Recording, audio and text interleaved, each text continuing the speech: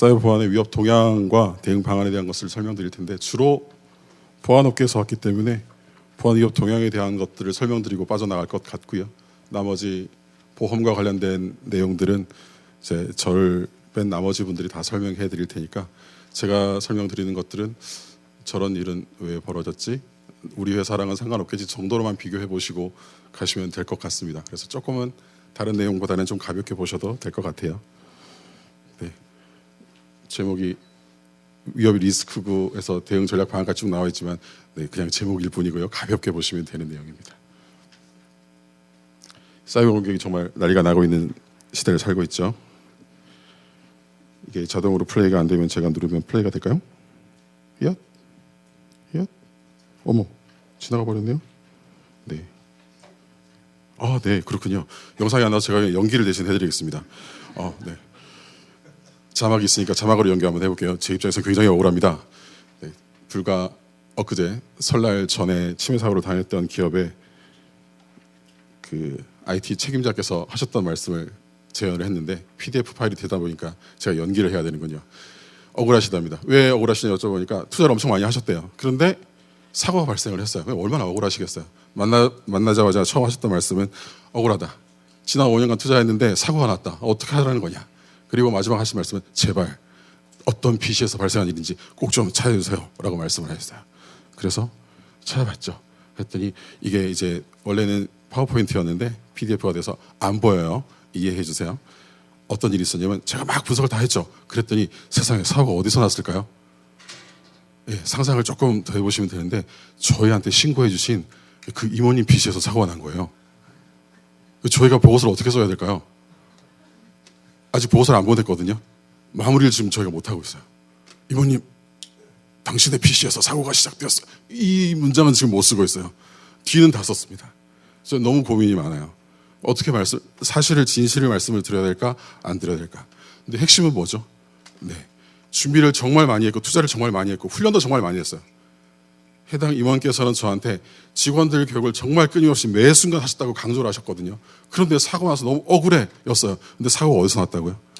그 임원님 PC요. 이게요 그 기업의 일만은 아닙니다, 여러분. 우리 기업의 내 조직에 저희 회사까지도 타깃이 될 수 있는 오늘의 사고예요. 어제의 사고, 남의 나라의 사고가 아니라 바로 오늘 현실 우리나라에서 지금 벌어지고 있는 사고예요. 어떻게 왔냐고요? 네, 그냥 이메일에 그냥 괜찮은 친구가 이력서가 들어왔는데 그 회사에 자리가 있는지 한 번만 봐줘요 라고 보냈던 그 이력서 하나에서 시작이 됐어요. 증적으로 남아있는 게 제가 화면 캐치하는 거 하나가 딱 있죠. 네, 이력서라고 들어와 있는 것 하나. IT 부서로 가지 않았어요. 일반 사무를 보고 있는 인사부서로 갔던 파일이었습니다. 자세한 분석 정보는 네, 보안회사에 들어가시면 다 있긴 합니다. 어떤 회사로 가시라고 말씀은 안 드릴게요. 그냥 일반 보안회사에 가셔도 이런 분석 정보는 굉장히 많거든요. 중요한 것은 모두가 이런 위협에 노출되어 있다는 점이죠. 공격은 굉장히 쉽게 진행이 되었어요. 이력서 추천하는 것들이 같고요. 그저 열어봤어요. 그런데 그럴 때 아까 앞에서 고문님께서 말씀하셨듯이 악성 코드가 들어왔고 그 악성 코드에서 조직 내에 있는 주요 정보가 다 수집이 됐고 공격자에게 넘어갔어요. 공격자에게는 모든 정보가 다 있죠. 더 이상 이 기업에 탐낼 게 없어요. 그래서 마지막에 뭘 했냐면 모든 파일들을 다 암호화시켰어요. 아무 일도 못하게. 그리고는 이야기하죠. 돈 내놔. 그러면 암호를 풀어줄게. 이게 앞서 보셨던 랜섬이죠. 인질극을 펼칩니다. 어떤 결정을 하시겠어요? 이 회사는 아무 일도 할 수 없어요. 모든 결정을 할 수 없어요. 돈만 보내면 풀어준대요. 여러분들 조직에선 이런 일을 당하시면 어떤 일을 하실 수 있을지 준비가 다 되어 있으시죠? 네, 다행입니다. 축하드리고요. 더 잘 관리하시면 네, 좋은 결과가 있으실 거라고 믿어 쉽지 않습니다. FBI 통계고요. 제가 한 얘기는 아니고 밑에 주석 달아놨으니까 들어가시고 보시면 되는데 FBI가 뭘 했냐면 사이버 크라임 영역에서 돈을 누가 제일 많이 버는가를 찾아봤더니 진짜 많이 버는 것은 그냥 투자 사기예요. 대놓고 사기를 펼치면 돈을 정말 많이 벌어요. 그런데 그 다음번에 있는 게 뭐라고요? 기업의 이메일 침해, 개인 데이터 침해, 데이터 침해. 네, 데이터를 가지고 가면 이게 그냥 돈이 돼요. 정보를 훔쳐나오는 게 정말 돈이 많이 되는 거죠. 그런데 오늘 강조하고 있는 저희가 파일을 암호화해서 돈 내놔라고 하는 랜섬웨어는 사실 그 급에 비하면 저기 뒤에 있어요. 별로 돈이 잘 되지 않아요. 그래서 랜섬웨어로 돈 벌는 친구들이 돈이 생각보다 잘 안 되는데 돈 어디 있어? 라고 봤더니 저기 있는 거예요. 정보가 있는 데로 가니까 돈이 되는 거죠. 그래서 얘들이 뭘 했냐면 아까 말씀하셨던 2017년 이후에 눈을 딱 뜨고 정보 있는 데가 어디야? 정보 빼오니까 돈 되네? 하고서는 갈아탔어요. 그래서 파일 암호화하는 것은 가장 마지막. 그 전에 뭐예요? 정보 빼내와요. 어디서? 기업 내에 들어가서, 조직 내에 들어가서, 정부 내에 들어가서, 그리고 그 정보를 팔아요. 그게 지금 가장 큰 산업으로 돌아가고 있어요. 두 번째 사고 보여드릴게요. 여기도 마찬가지로 제 애니메이션이 빠지니까 제 발표가 세상 재미없는 발표가 되는군요. 제가 그 연기로 다 떼울게요. 네. 우리나라에 있는 스타트업이에요. 개발하느라 너무 정신없는 스타트업이라서 요즘 IRIP 막 준비하신대요. 그래서 개발을 막 했는데 개발 서버가 외부에 노출돼 있었어요. 모르셨대요. 어제 저쪽 보안 담당 책임자 만났는데 모르셨대요. 근데 저기 서버가 노출돼 있으니까 밖에서 쉽게 들어온 거예요. 공격자가. 그리고는 제가 공격자의 물음표를 해놨어요. 들어갔더니 DB가 접근이 되네요. DB 안에 가서 DB 파일이 다 보여요. 그리고 DB 파일을 암호화했어요. 그리고 메시지를 남겨놨어요. 어머나. 네, 막 남겨놨어요. 그리고는 0.0041 비트코인 내놔라 라고 했어요. 협박을 하니까 어떻게 해요? 파일들은 다 암호화돼 있고 작업을 할 수 없고 개발회사인데 저한테 전화가 왔어요. 살려줘. 어떻게 해? 협상해야 돼? 일단 보여주세요 했더니 랜섬 노트라고 그 친구들이 암호화하면 협상할 때 쓰는 노트가 있거든요. 보내왔어요. 해석을 해봤는데 DB를 암호화했는데 요구하는 금액이 40만 원이에요. 40만 원이요?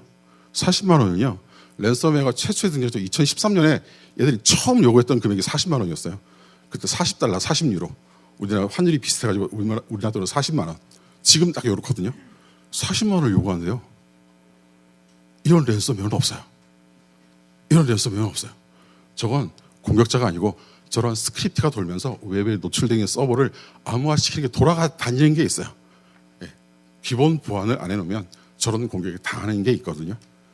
저런 기업을 뭘 하셔야 되냐면 기본적으로 외부에 노출되는 게 있는지 찾아보시고 아무나 못 들어오게끔만 대비하시면 돼요. 두 번째, 이번에 암호화 되고 나서 보니까 조직 내에 백업 체계가 없더래요. 어제 가서 만났는데 백업 스토리지를 새로 막 구입하시더라고요. 잘하시는 게예요. 혹시 여러분 조직들은 랜섬웨어에 대해서 워낙 잘하시고 계시니까 그죠? 웹의 접근 통제, 백업 체계 다 잘 하고 계시죠? 역시 아무나 모이는 모임은 아니에요. 그죠? 잘하고 계십니다. 근데 혹시 안 하고 계시면 저한테 반응 안 하셔도 돼요. 준비를 하셔야 됩니다. 왜? 어느 순간 저런 일이 벌어졌을 때 당황하세요. 그리고 첫 마디가 그런다니까요. 나 돈 보내도 돼. 뭔 돈을 보내요. 어디다가 범죄 조직이라니까요. 돈 보내시면 안 돼요. 협상의 대상이 아니에요. 세 번째 책이요. 일반 직원들 일이에요. 요즘 하도 클로드 코드가 유명하다고 하니까 AI 개발하는 친구가 퇴근하기 전에 웹서핑 해가지고 클로드 코드 다운로드 받았어요. 그리고 실행해놓고 퇴근을 했어요. 근데 웹서핑에서 클로드 코드 다운로드 받고 실행했는데 걔가 악성 코드였네요. 그래서 얘는 집에 갔고 걔는 악성 코드는 밤새도록 돌아가지고 조직 내에 있는 모든 정보를 다 수집한 다음에 밖으로 빼돌렸어요. 그런데 나가다가 그 조직 안에 있는 보안 체계에서 딱 걸렸어요. 그러면 저희 회사에 연락 왔어요. 이상한 일이 벌어졌어요. 분석해 주세요. 가서 봤죠? 봤더니 뭐였냐면 그 친구는 그저 웹서핑 했고 파일 다운로드 받았고 실행했을 뿐이에요. 평소에 우리 직원들이 하는 일상 일을 했을 뿐이에요. 그런데 뭐가 왔냐면 악성 코드가 왔어요. 우리 직원들이 했던 일은 제가 아이콘 2개 올려놨죠. 한 직원은 클로드 코드, 한 직원은 카카오톡. 자, 요거 2개 다운로드하는 거 우리 법적으로 이슈 있어요? 조직의 보안 체계에 문제가 되나요? 별일 아니시죠. 일상이잖아요. 그런데 그렇게만 했는데 조직에 악성 코드가 들어갔고 조직의 주요 정보는 다 수집됐고 밖으로 나가다가 걸렸어요. 이게 요즘 우리나라의 보안 현실이에요. 요즘 공격자들은 검색어 최상단에 악성 코드를 잘 올려놔요. 2개 다 사고가 난 페이지를 찾아서 들어가서 화면 교체해 놓은 거거든요. 굳이 또 자료 있다고 여기 들어가실 생각들은 아니시죠? 제가 또 굳이 주소는 지웠어요. 또 찾아가시더라고요. 찾아가셔도 돼요. 악성 코드는 잘 다운로드 할 수 있을 겁니다. 큰일 납니다. 다 잘 막은 케이스이긴 해요. 조직, 기업, 개인 다 노출돼 있어요. 요즘 공격자들은 다 조직 내에 있는 데이터예요. 예전엔 정보 시스템 파괴가 문제였어요. 지금은 아니에요. 지금 무조건 데이터에 집중돼 있어요. 사고가 발생하면 어떤 일이 벌어지는지는 제가 굳이 강조하지 않아도 다 잘 아시잖아요. 그리고 작년 그전에 우리 IT 기업들이 사고 나서 우리가 어떤 피해 입었는지 다 기억하고 계시고 지금도 문자 메시지 받고 계시지 않으세요? 수시로 자꾸 쿠폰 날아오잖아요. 고객님 한 번만 용서 이거 받고 계시잖아요. 그런 거예요. 그런데 그게 우리 사회에 끼쳤던 영향들은 정말 재난 수준인 건 제가 강조하지 않아도 잘 기억하시리라 생각을 합니다. 사이버상의 공격들이 정말 많은데 그냥 저는 그 모든 것들을 다 통틀어서 이 두 가지라고 말씀드릴 수 있고요. 그것도 다 통틀어서 딱 하나라고 말씀드릴 수 있는데요. 여러분들이 언론상에서 보고 계시는 이런 자리니까 그냥 설명드릴게요. 언론상에 보고 계시는 모든 기사에서의 랜섬웨어 공격은 그냥 모든 랜섬웨어 공격은 다 데이터 탈취 공격이라고 해석하셔도 무방해요. 이유는 제가 설명드렸죠. 랜섬웨어 공격으로는 돈을 생각보다 많이 벌지 못해요. 그래서 이 친구들은 랜섬웨어를 가지고 협상해봤자 돈을 못 버니까 그 기업 내에 조직 내에 있는 데이터를 가지고 따로 팔아서라도 돈을 만들겠다가 메인이에요. 그게 더 돈이 돼요. 그래서 언론에서 랜섬웨어 공격 받았다는 기사를 보시면 데이터 탈취 사고가 발생했네 라고 해석을 하셔도 무방하다고 감히 말씀드릴 수 있겠습니다. 저 두 개 공격은 무조건 연결되어 있다고 보셔도 되는 시대를 우리가 살고 있어요. 그러니 이 얼마나 위험한 시대를 살고 있어요. 그러니 조직과 기업은 얼마나 위험한 시대를 우리가 살고 있습니까? 요즘 공격들은요. 옛날에 정말 해킹 잘하는 친구들이 막 뛰어난 시대를 살았었어요. 옛날에 해커가 막 리스트가 쫙 나왔었는데 요즘에는 세계 10대 해커 이런 친구들이 없어요. 옛날에는 세계 5대 미녀 해커 뭐 이런 게 있었거든요. 요즘 그런 게 없어요. 그렇죠? 네, 없는 시대예요. 왜냐하면 다 분업화되고 전문화되고 조직화되고 이제 산업화가 되어버렸어요. 이제는 돈만 있으면 아무나 해킹할 수 있는 시대예요. 사이버 범죄는 생태계가 만들어졌어요. 저 생태계에 이제 돈만 들고 뛰어들어가면 다 그렇다고 저한테 뛰어오시면 안 돼요. 저는 저기 있지 않습니다. 저는 그릴 뿐이고요. 뛰어들면 원하시는 걸 다 맞춰드리고 있어요. 다 체계가 되어 있습니다. 옛날에는 이게 애니메이션 안 되게 이렇게 되는구나. 세상에. 네. 공격자가 내 레벨을 업데이트한 다음에 내 능력으로 공격을 했었어야 돼요. 그래서 이 역량이 너무 중요해요. 해커 역량이. 근데 지금은요. 해커 중요하지 않아요. 공격자는 아무것도 없어도 돼요. 돈만 있으면 돼요. 그냥 나는 사면 다 있어요. 도구도 팔고요. 흥정도 해주고요. 파일도 암호해주고 공격도 대신해요. 요즘은 이 자금까지도 따로 세탁해주는 친구들까지 이 산업계가 별도로 들어가고 있는 그런 시대를 살아요. 돈만 있으면 돼요. 그러니 얼마나 공격이 쉽겠어요.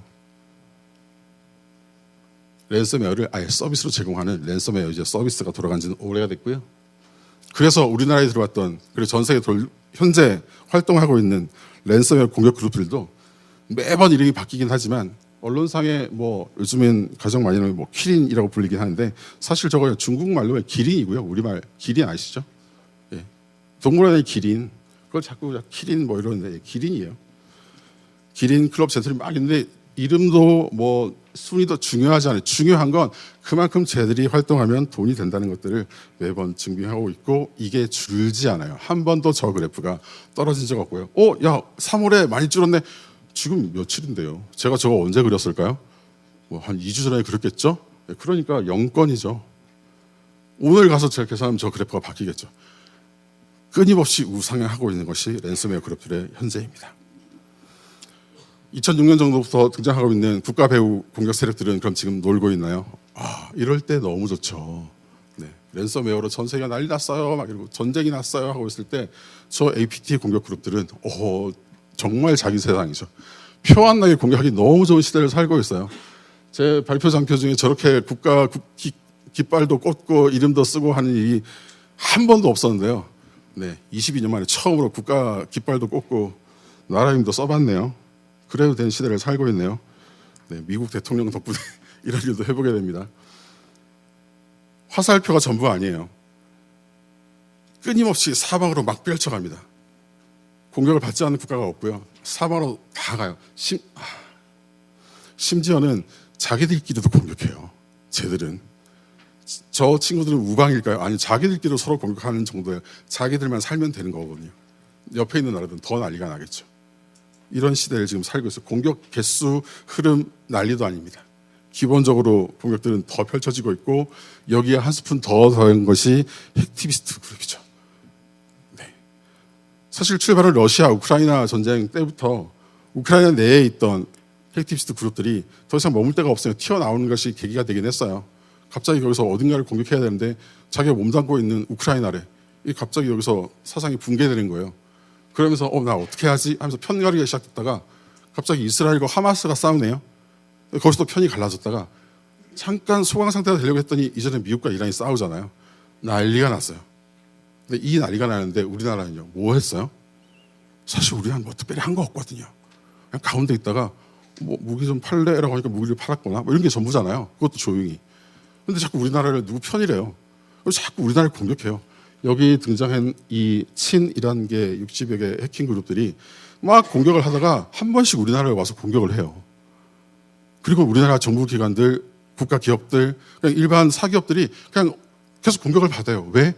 그냥 자기들 마음에 안 든다가 전부예요. 이유는. 사이버 환경이 지금 그렇게 돌아가고 있어요. 얼마나 스트레스 받아요? 아무 이유 없어요. 그냥 와서 들이받은 것과 상관없는 거예요. 지나가다 기분 나쁘니까 들이받았어. 이게 지금 사이버상에서 펼쳐지고 있는 일들이에요.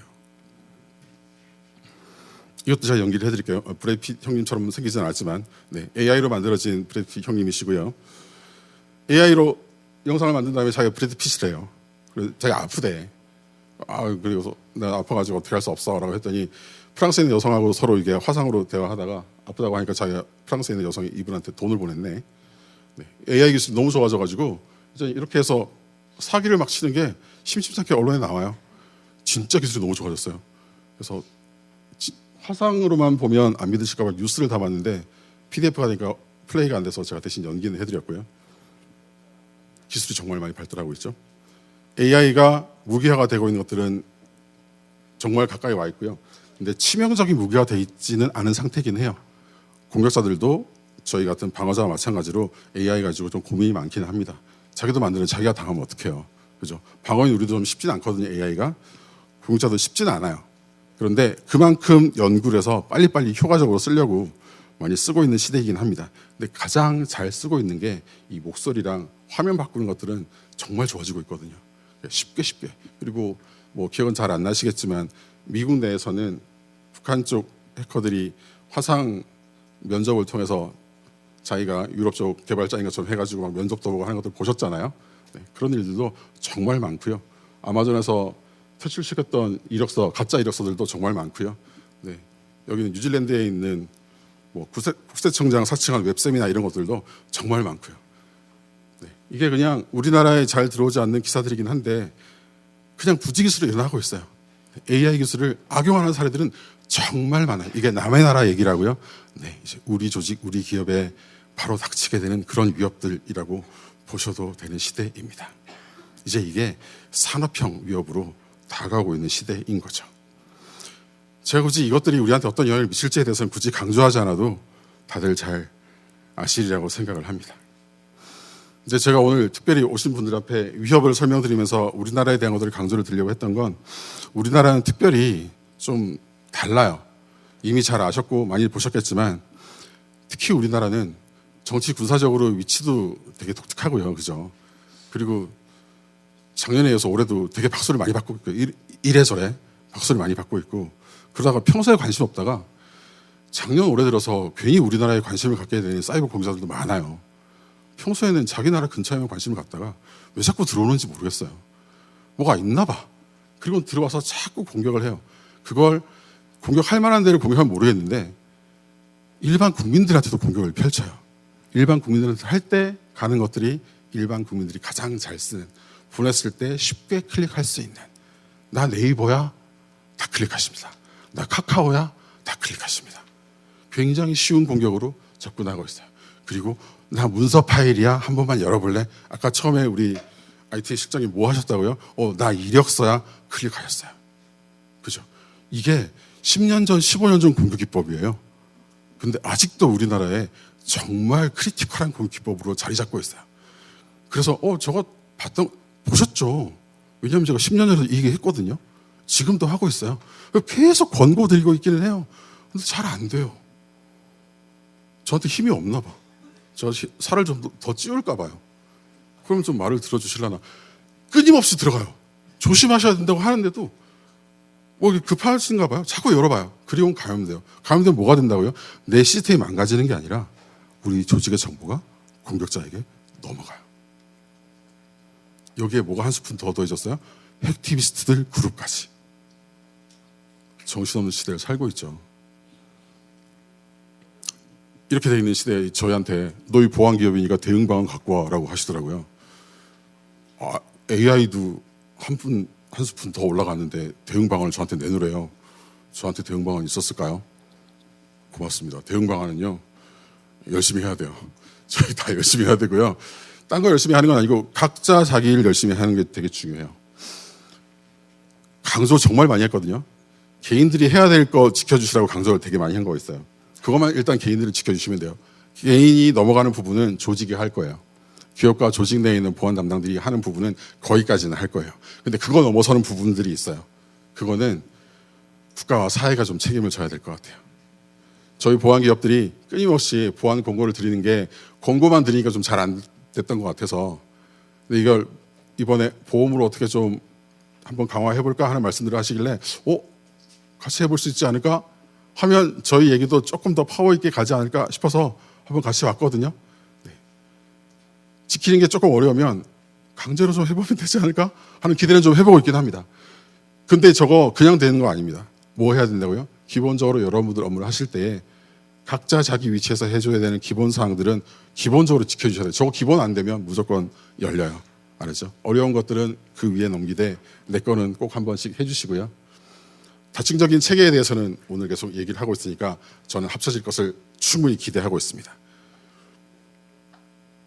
그래서 이 내용들을 가지고 아마 저 이후에 나오시는 분들과 함께 어떤 요소들이 더 보강되면 저희 것만으로는 안 되는 것들을 막아낼 수 있을지를 오늘 한번 답을 가져가실 수 있게 되지 않을까 기대해 보면서 제 발표를 마무리하려고 합니다. 경청해 주셔서 고맙습니다.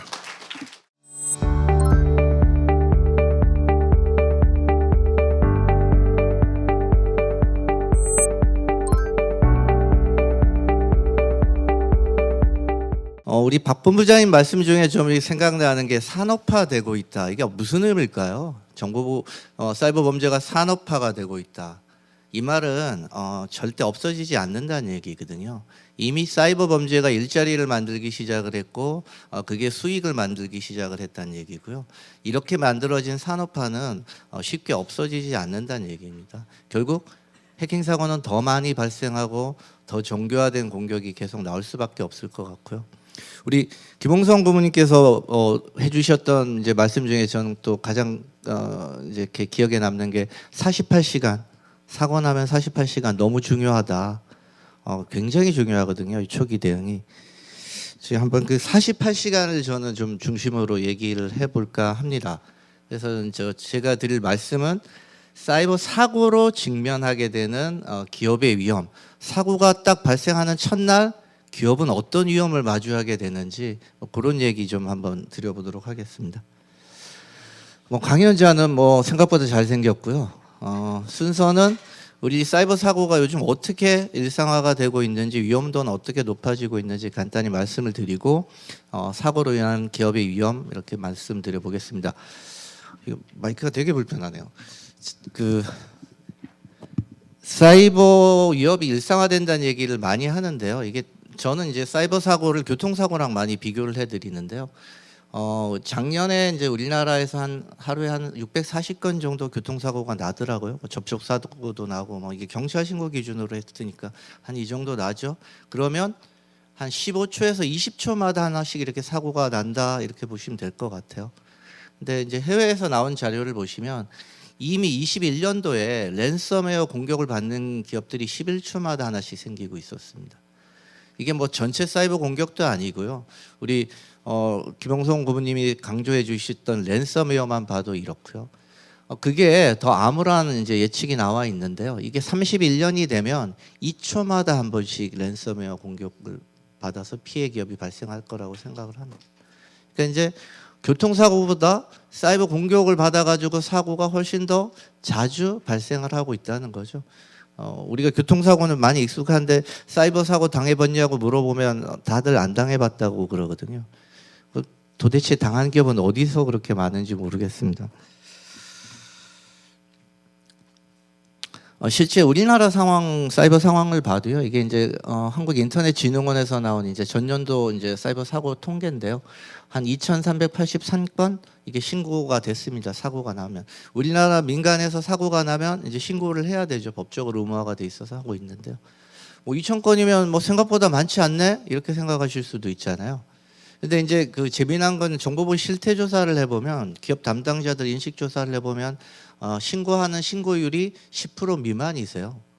그러니까 이제 뭐 그것만 따져봐도 그냥 한 2만 건 이상 발생을 했네. 많으면 한 5만 건 정도, 한 3만 건 정도 이상 발생을 했네. 이렇게 좀 생각해 볼 수 있고요. 앞에서 설명드렸던 것처럼 작년엔 좀 특이하게 통신사서부터 플랫폼 회사, 뭐 금융권까지 가리지 않고 특히 대형 사업자들이 사고가 많이 났습니다. 이게 되게 이례적인 한 해였는데요. 뭐 일각에서는 제가 인터넷진흥원에서 근무하다가 민간으로 옮겨와서 해커들이 도와주려고 사건을 많이 일으켰다. 최강희 배우설도 한때 돌았습니다.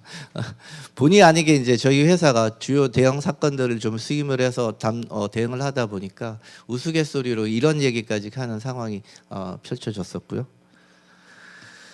저희가 우려하는 부분이 이제 이게 AI 부분인데요. AI 부분 때문에 사실 사이버 공격이 더 일상화되고 위험도 높아지는 것 같습니다. 여기 이제 uncensored AI라고 하는데요.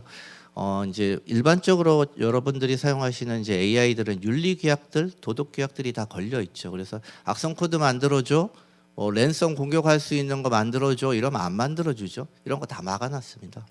근데 uncensored AI는 이런 걸 다 풀어놨습니다. 대표적인 게 해커들이 사용하는 게 웜GPT라는 게 이미 사용이 되고 있고요.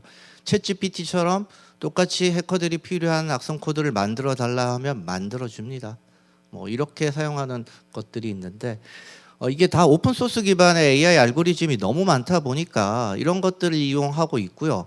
요즘은 데스크탑에서 개인들이 연구 목적으로 AI를 훈련하고 사용하실 수 있게 많이 오픈 소스가 있잖아요.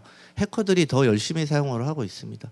데이터도 훨씬 더 많고요. 취약점 다 공개되어 있고요. 사고 데이터들도 다 공개되어 있습니다. 해커들이 이걸 가지고 윤리적 제약이 없는 AI를 트레이닝 시켜서 맞춤형 AI를 사용을 하고 있습니다. 이 AI를 기반으로 이 친구들이 뭘 하냐면 에이전트 해킹을 하기 시작합니다. 이제 해커들도 귀찮죠. 내가 언제 일일이 이걸 다 해킹을 하고 있어. 에이전트에다가 명령을 합니다. 뭐 예를 들면 우리나라 대표 기업 삼성전자를 이제 해킹을 해줘. 에이전트에다가 이렇게 명령을 해 놓으면요. 얘가 알아서 삼성전자의 어떤 이제 뭐 문제점들이 노출돼 있는지 정보 자산이 노출돼 있는지 24시간 내내 스캐닝하고 그걸 찾습니다. 직원들은 누가 있는지도 찾고요. 그래서 취약점을 찾아서 공격을 시도하다가 보안 장비에 차단되면 자율적으로 대체 수단을 찾습니다. 우회 경로가 없는지 찾습니다. 이거 해커가 일일이 오퍼레이팅하지 않아도 얘가 합니다. 얘가 너무 편해졌죠. 그래서 제가 이런 표현을 쓰는데요.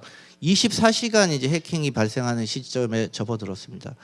저희가 인터넷진흥원에서 해킹 대응할 때 이렇게 보면은요. 만약 중국 쪽 해킹이면 중국 애들도 쉬어야 되잖아요. 야간엔 떨어졌다가 주간에 다시 올라온다거나.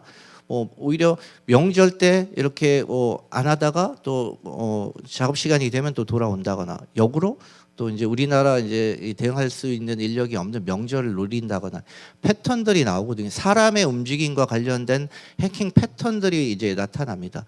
근데 에이전트가 하면은요, 이게 24시간 맥스로 돌아가기 시작합니다. 우리 방어는 그렇게 하고 있나요? 방어도 우리가 24시간 맥스로 하고 있나요? 지금 AI 알고리즘을 트레이닝하면서 하고 있을까요? 이제 해킹이 굉장히 더 해커들은 편하게 해킹을 하기 시작하고 위험도도 더 높아졌다 이런 말씀을 좀 드릴 수 있을 것 같고요. 그럼 이 사이버 해킹이 그냥 이제 해킹으로 치부할 수 있느냐, 이게 기술적 문제로 치부할 수 있느냐를 한번 좀 살펴봐야 될 것 같은데요. 이번 이란 전쟁에 이런 기사가 났어요. 이제 코드 전쟁이다, 알고리즘 전쟁이다, 뭐 이런 얘기가 났습니다. 미국이 이제 이란을 이렇게 편하게 공습할 수 있었던 거는 전쟁 개시 전에 사이버 공격을 통해서 통신망을 다 마비시켰죠. 이미 수년 전부터 최고 지도자의 동선을 추적을 했었고요. 이런 정보를 바탕으로 그 전쟁이 시작이 됐습니다. 이란전이 시작되고 난 뒤에 중요한 특징 중에 하나가 사이버 공격으로 인해 가지고 이란의 일반적인 인터넷 접속률이 1%에서 4%로 떨어집니다. 평소 대비 한 1%에서 4%밖에 인터넷 접속을 못 하는 거죠. 이거는 전상적인 이제 정보통신 제공이 서비스가 제공되지 않다고 보시면 될 것 같고요. 이건 사이버 공격으로 인해서 이미 이란의 정보통신망이 무너진 상태다. 그러다 보니까 군 지휘 통신이나 이런 것도 정상적으로 작동될 수 없었죠. 이란은 가만히 있었을까요? 우리 박태환 본부장님 말씀해 주셨는데 이란 우호 해킹 세력 60여 개 맞습니다. 이란 내부에 정찰총국의 지휘를 받던 해킹 조직이 있었는데 이런 조직은 내부 인터넷망이나 이런 게 어렵기 때문에 실질적인 공격 활동을 적극적으로 하지는 못했고요. 바깥에 있는 우호 세력들이 이제 많이 했습니다. 이스라엘 당연히 공격 대상이 됐겠죠. 공습 경보 앱을 가장한 피싱 공격을 통해서 모바일 데이터, 모바일 감시나 데이터 유출을 합니다. 요즘 전쟁을 하면은요, 해킹을 해서 CCTV를 확보를 합니다. 적군의 상황, 이런 것들을 정확하게 파악하기 위해서 CCTV 아니면 여러분들 핸드폰 이런 것들을 타겟으로 하고 있고요.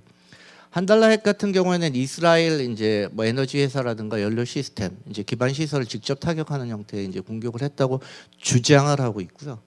APT 이란 같은 경우에는 요르단 이거 왜 이랬을까요? 이란이 이제 미 군사 기지가 있는 중동 국가들을 다 공격을 했습니다.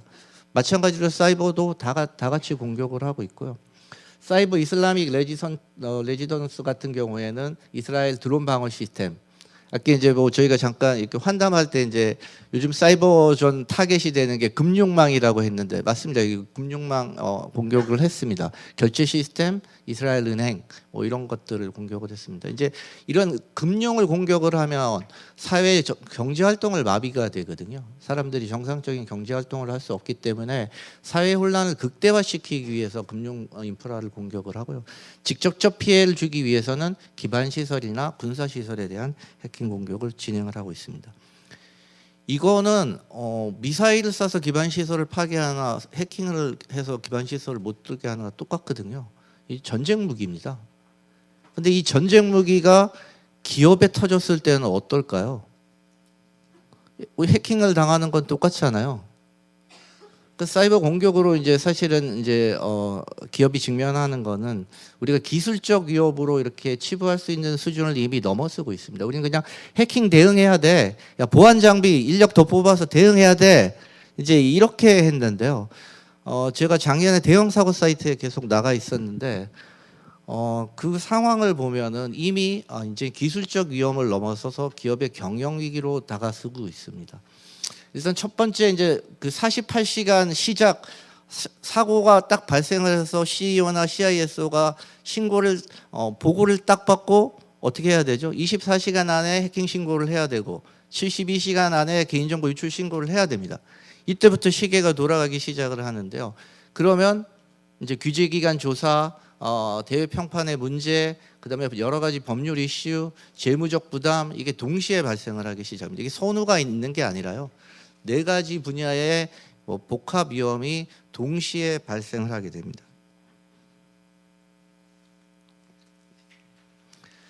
여러분들 잘 아시는 게 이제 그 규제기관들 조사가 들어오는데요. 과기부 키사도 들어오고요, 개보위, 금융위, 금감원, 국정원도 조사를 들어올 수 있습니다. 안보 사건 같은 경우에는 국정원도 들어오고요. 여기 빠져 있지만 경찰도 있습니다.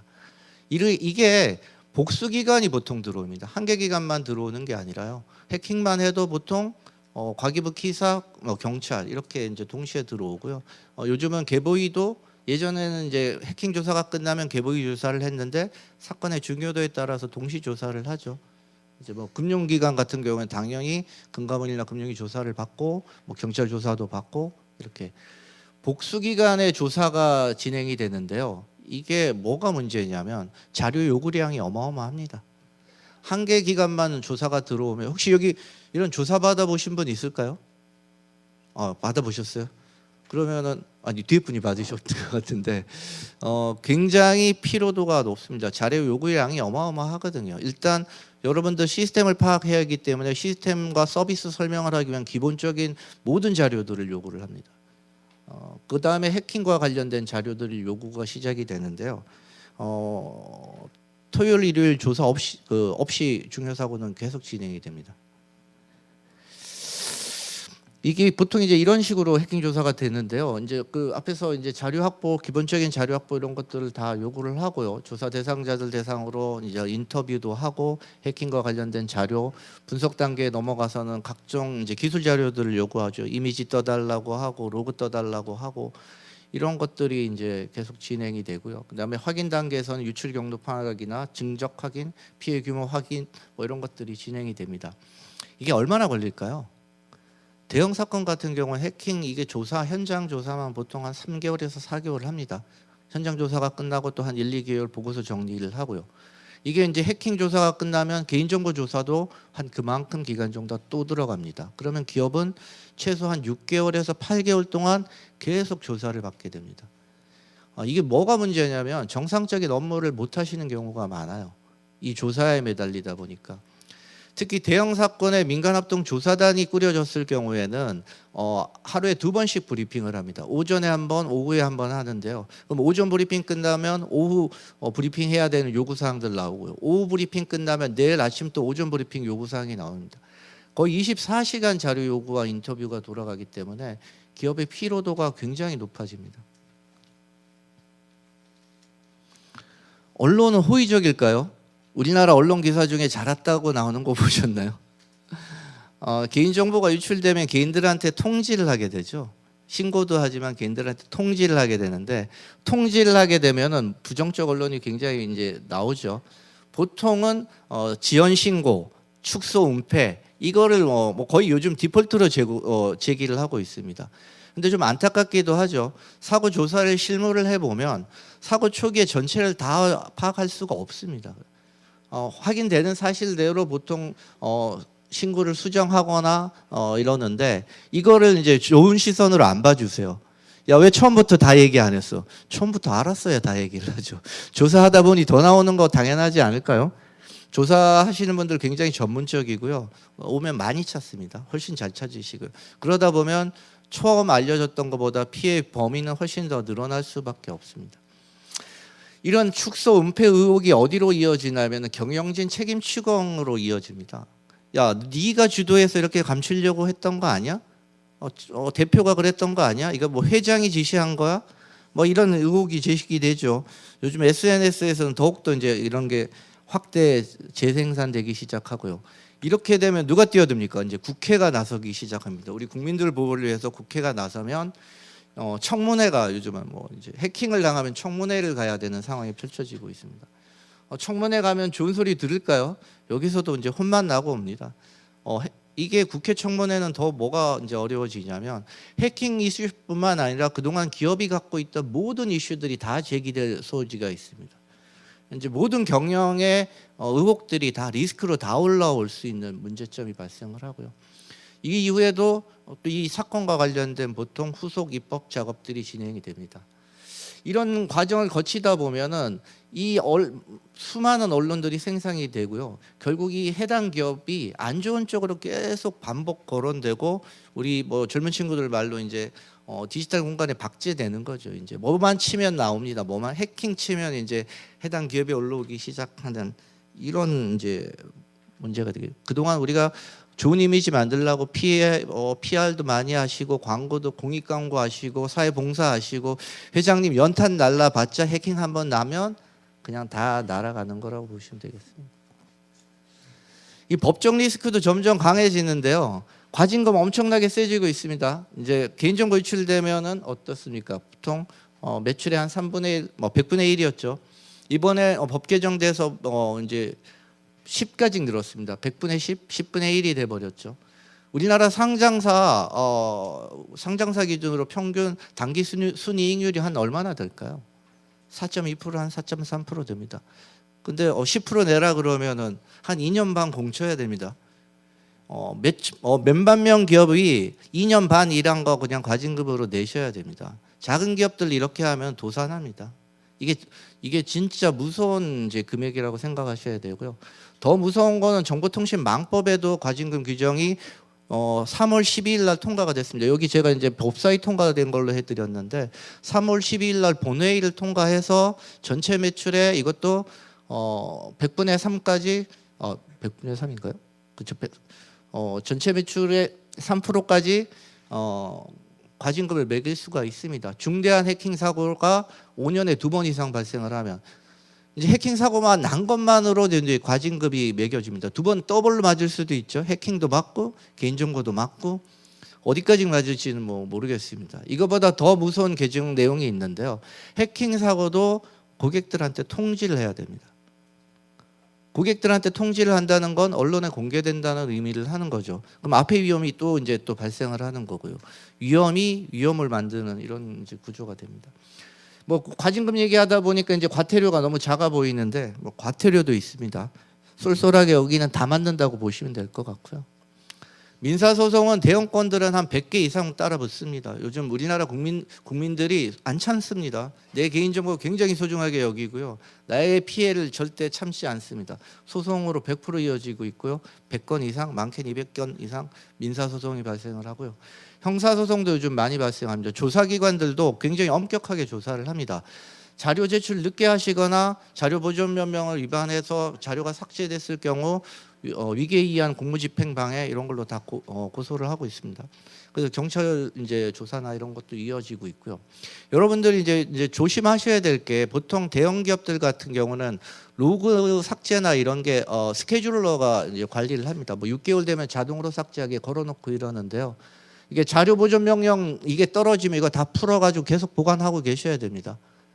이게 이런 게 이제 본의 아니게 자주 발생을 하고 있어서 조금 조심하셔야 될 것 같은데요. 민형사상 소송뿐만 아니라 고소 고발이 굉장히 빈발하고 있다. 엄정 제재 기조로 인해 가지고 재무 리스크가 커지고 있죠. 과징금 이미 1,000억을 넘었습니다. 우리 통신사 1,300억 지금 나와 있고요. 100억대 이런 게 지금 나오고 있습니다. 과징금 자체도 이제 금액이 커져서 굉장히 부담스럽고요. 사고가 이제 다 조사가 될 무렵에는 기업들이 사고 조사 받은 기업들은 이행 계획을 제출해야 됩니다. 정부에다가 이행 계획을 제출해야 되는데요. 우리가 어떻게 보안 투자를 하고 얼마나 해야 될지 하는데 여기 이제 통신사들 보시면은 보통 요즘 7천억, 1조 투자 금액이 굉장히 크죠. 근데 여기 빠져 있는 거는 사고 발생 보통 6개월 이내 단기에 투자해야 될 금액이 굉장히 큽니다. 사고 원인과 관련된 건 빨리 고쳐야 되기 때문에 단기 투자를 해야 됩니다. 그래서 재무 부담이 굉장히 커지고 있는 상황이고요. 로펌 비용이나 보안업체 사용해야 되죠. 보안업체 사용비 우리 박태현 본부장님 돈 많이 버실 것 같은데요. 요즘 야간 근무하면은 할증도 붙고 있고요. 휴일 근무하면 할증도 붙고 있습니다. 그래서 법무 비용이나 보안업체 비용이 굉장히 큽니다. 로펌도 결코 싸지는 않죠. 비용 부담도 크고요. 맞게 랜섬 협상 얘기를 하셨는데요. 이렇게 협상 비용도 기업의 순이익이나 이런 것들을 해커가 고려해가지고 확인을 해서 요구를 하고 있고요. 민사상 손해배상금 굉장히 크게 나올 것으로 예상이 됩니다. 사이버 침해 사고는 제가 사고 현장에 가보면 누구나 처음입니다. 거기 이제 근무하시는 분들 중에 야, 나 3번째야. 너무 걱정하지 마. 별거 아니야. 이러시는 분은 아무도 없고요. 사고 현장에 들어가면 경영진서부터 마지막 실무자까지 다 마비 상태입니다. 아주 간단한 것도 결정을 못 하세요. 이게 약간 코마지 단체적으로 이제 코마 상태에 빠지게 되는데요. 어떤 일을 뭐부터 해야 될지 스스로 결정하지 못하는 상황입니다. 이럴 때 사이버 보험이 좀 도와줘야 된다고 생각하거든요. 우리 자동차 사고 나면은 이 사람들이 굉장히 똑똑하신 분인데도 뭐부터 해야 될지 어떻게 해야 될지 모르거든요. 보통은 우리 이제 보험사에 전화를 하죠. 그럼 긴급 출동해줘서 도와주시거나 경찰 신고를 안내해 주시거나 이게 굉장히 도움이 됩니다. 사이버 보험도 이제 사후에 돈을 돌려드리는 것도 굉장히 좋은 방법이지만 가장 필요한 거는 긴급 출동 서비스예요. 사고 현장에 누구보다 먼저 보험 서비스가 도착해서 그러면 사고 조사와 법률 조사의 기본적인 부분을 지원해 준다면 사고 기업도 조금 더 안전해 줄 수 있고 전반적인 우리나라 기업들도 좀 사이버 공격이나 위험에서 조금 위험도를 낮추고 안전한 비즈니스를 만들어 갈 수 있지 않을까 생각합니다. 감사합니다.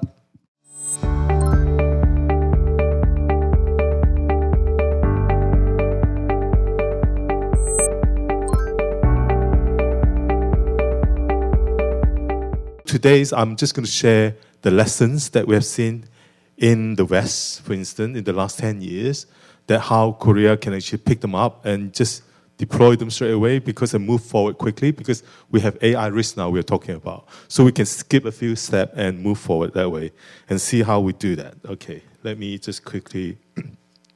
So 3 things, right? I mean, the flip side, I mean, the traditional risk we're talking about, the property, right? What are the property risks? Are all physical, right? Like the property, the natural catastrophe, you can see them, right? Why do we have property insurance today, right?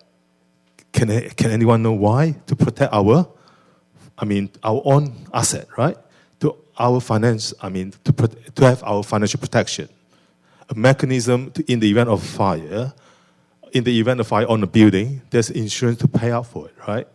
When there's a natural event, earthquake, flood, whatever, we have that national financial compensation to make good and to actually to put us back to as much as possible. Of course, it's never be perfect, but at least to have some financial indemnity. This is the physical side of the risk. We call them tangible risks, right? But that was 100 years ago. Were there fire risks? Were there property insurance? I mean, think about that, right? But that was 100 years ago. And 10 years now, we're talking about non-physical risk, the intangible risk, right? Essentially, what I see digital risk today is the flip side of physical risk. Why is it so? Because we keep advancing technologically. I mean, we becoming, how do I say, our brain is just so good, right? We are able to advance, automate, we are able to make things digitalized as much as possible. Our payment system nowadays, just a mobile phone where you can touch and pay for it. So these are all the signs that for us, we have to protect our intangible risks. We don't have that many paper, hard copies carrying with us anymore, right? Whatever we had, maybe just a mobile way, right? So that's what we're saying is we need to design something that have a mechanism to protect ourselves as soon as possible before a big disaster affecting everyone. Unfortunately, we are human beings. We always learn for lessons. So no matter what we do, we will try our best to mitigate this until sometimes, some days, that there's a real financial consequence, then big action will come. But, fortunately, we do have incidences. They're not big enough, but they are big enough to act, basically, for all of us. So really, what we're trying to do here today is to say that cyber insurance is not an insurance product which provide indemnity only. In order to be successful in the insurance world for providing cyber insurance, as a capacity provider, as the modern insurer, we need to have the basic stuff, like underwriting discipline. We need to work with the partners in order to prevent the risk. We must have risk prevention. This is the pre-loss element spoken earlier. And also rapid response when something happened. And also earlier about the 48 hours.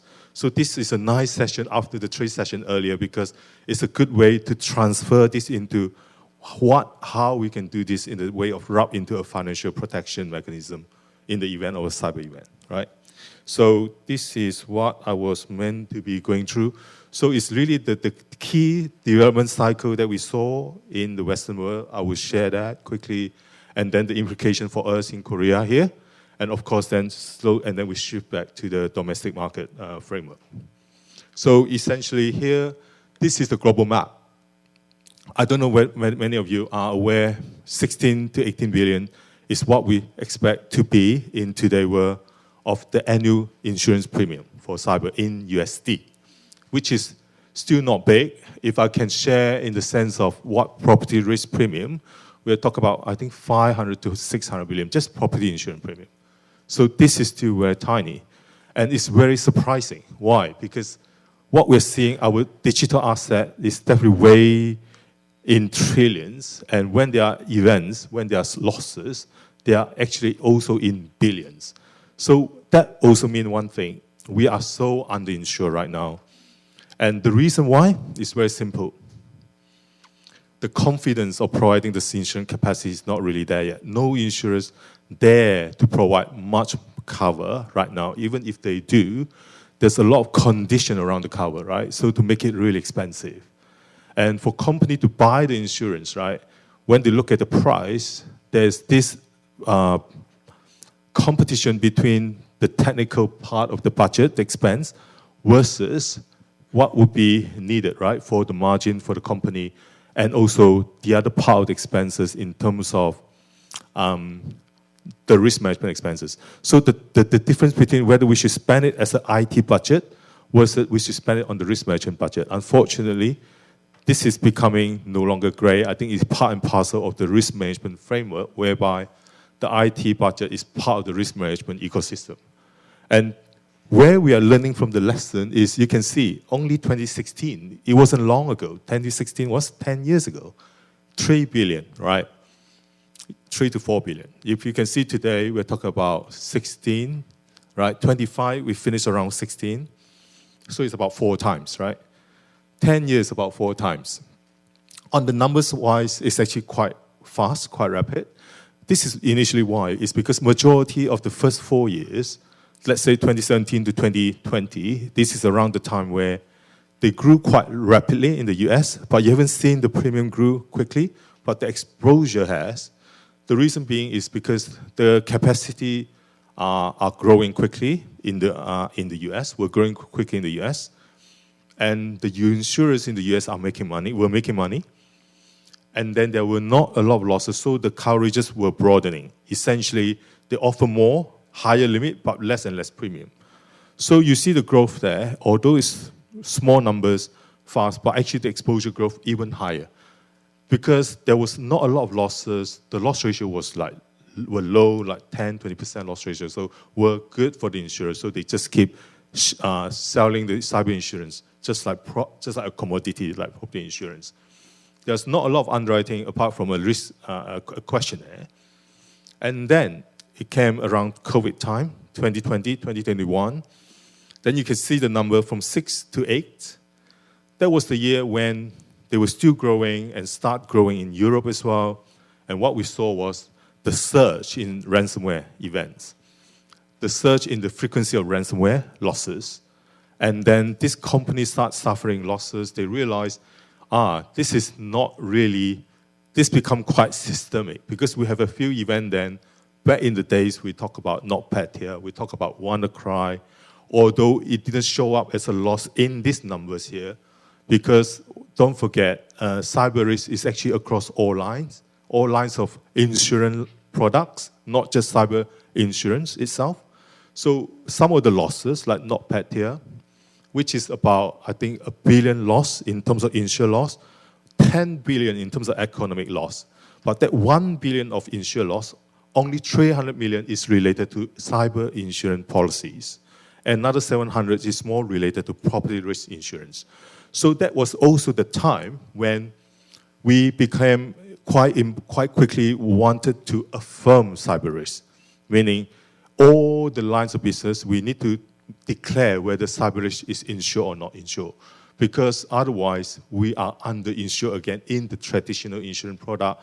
By allowing cyber risk to be included, that means the property not charging enough insurance when something like that happened related to cyber risk, rather than the original traditional like perils, like fire, for instance.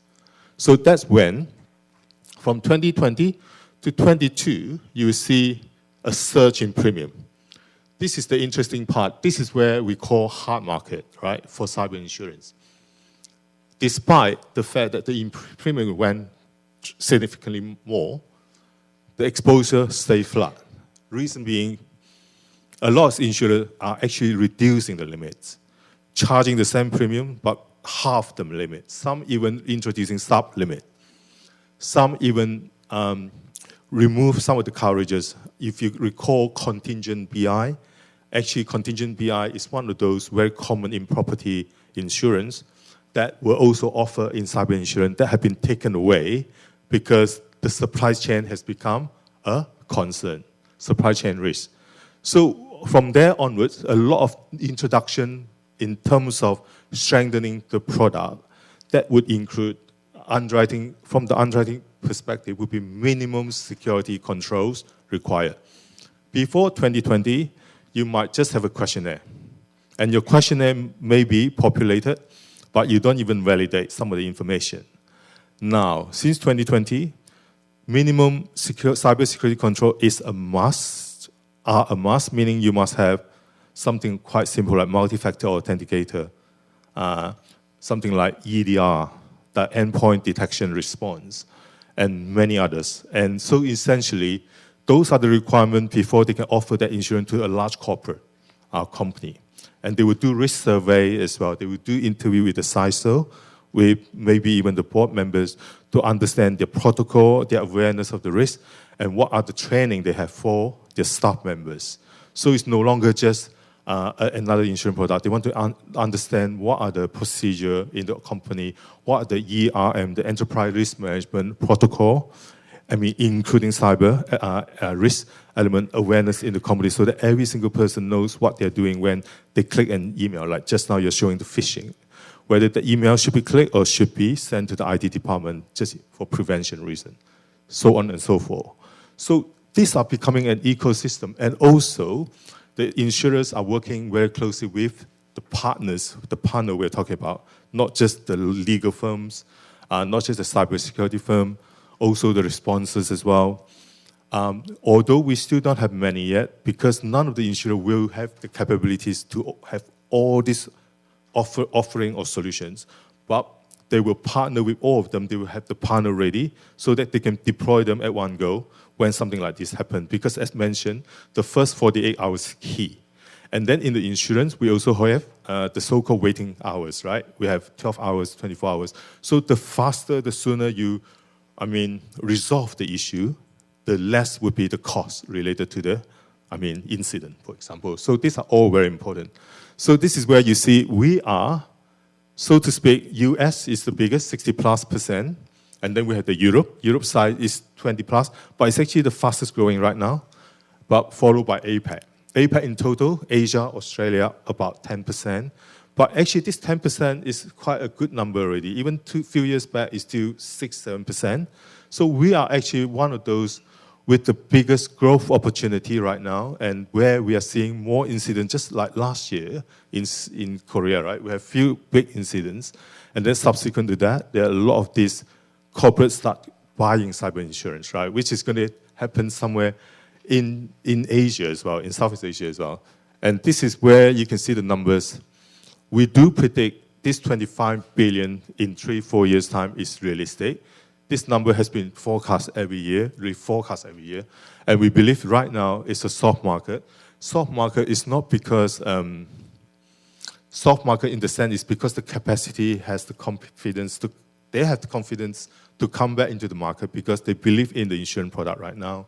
After introducing all these underwriting standards, we also have one thing I forgot to mention is the policy wordings clarification, that including the exercise, not just on the silent cyber piece, also on the war piece. Before 2020, all the war clauses in the wordings is all related to physical war, kinetic war. After 2020, we introduced cyber operations in the cyber insurance policy. In Lloyd's, they have this exercise of affirmative and making sure that every single cyber insurance policy, there will be some form of war policy, including non-kinetic cyber operation included. That's usually related to a targeted country like those mentioned just now, Iran, North Korea, China, and also Russia. And that certainly helped in today's world with what's going on in Iran right now. Let's say they're going to target the US because of what happened with Iran and US and Israel. So this wording should be tested if there's such an incident whereby something happened in the US in the coming weeks or days. Hopefully, the challenge with that wording is there now to protect this one, but not yet tested. So we have to see as well. But what is the beauty about that is, as a Korean market here, still a very small market, you can actually pick all this up already, whereby I believe we have, and use it already to apply in the market and to try to grow the market that way. So to make it less systemic, but more insurable. And to the extent that it can be absorbed by the private markets, which is the key here. Sorry, I'm just focusing on one slide right now, but time has been ticking. That's what I'm trying to say here. So this is where the development cycle is a learning lesson, it's a good key learning lesson for us here. Essentially, this is where I was mentioning just now, from the growth phase to the shock phase, which is about 18 to 20, and then correction phase, 20 to 22. Discipline phase is after 2022, the market has stabilized so much. A lot of the insurers are making a lot of margins, and they have then decided, that's it, we are coming in. So a lot of insurers start writing insurance. And in this region as well, we are seeing a lot of domestic carriers are doing the same, which is something that is amazing, because we do believe cyber insurance is it shouldn't just be a niche line of business. It should become very prominent, because this line of business should be extended to not just corporate, to SME, as well as personal cyber. We do believe every one of us now, we have a digital footprint that need to be protected. And insurance is a way to do so.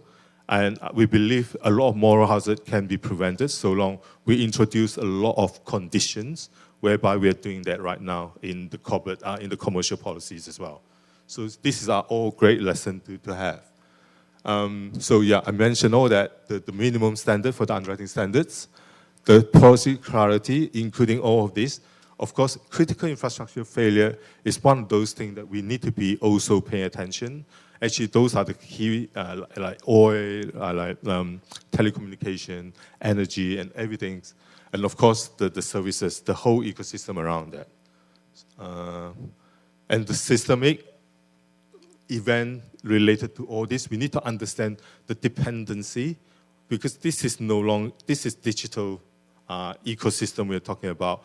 What we are doing, they're all linked, right? Whether you're using a Samsung Pay, a Microsoft Teams, a payment system like Apple Pay, or a cloud or EDR or MSP, something like CrowdStrike, for instance, they're all linked. Something happened to all this connection, that means we are affected. Some of us will be affected.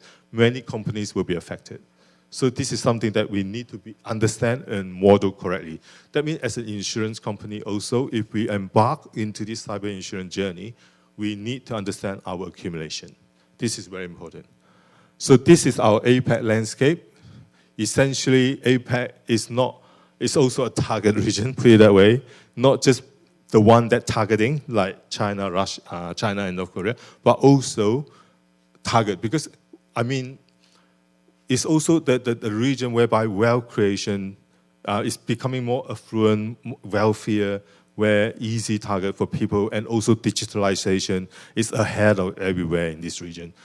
Autonomous AI is becoming more and more common in this region. So that's where, I mean, we're having the threat here, but at the same time, the opportunities. Okay, let me quickly go through. So we did mention all that. In addition to the prevention and response, reinsurance is also a key mechanism to help insurers to grow, because ultimately the reinsurer will help us to have discipline and to provide the risk governance, and also to ensure whatever needed to be insured retained within the insurer, we can do so, but whatever that is considered volatile that can be absorbed by the reinsurance. But ultimately the goal is it's an ecosystem that we help each other, we learn in the process and grow the market together. I'm going to skip this quickly, and of course, spread this out into other segment of the business that is less our focus, including SME, embedded, and also every prevention led. With the prevention, the insurance to come together can actually increase the scale, but at the same time make insurance more affordable for everyone. Okay. So this is essentially what I just touched on. This is the pickup points, what we can pick up for the Korean market that I believe the domestic landscape later can cover this as well. Ultimately, I just wanted to share one big thing is about AI. actually AI now is becoming a focus from some of the Western markets already because AI maybe is the new silent risk for us to worry about. Silent AI now I'm talking about. So it's something that we need to understand what kind of AI. Essentially, AI risk is the cyber risk that spread across automated decision system. So it's quite scary in the sense, like we mentioned earlier today. So we need to also, at the same time, having this in mind, that what come with this is maybe we need to define some condition in our policy wording, having this AI in mind as well in the future. So with that, I leave it to the next session. Thank you so much for your time.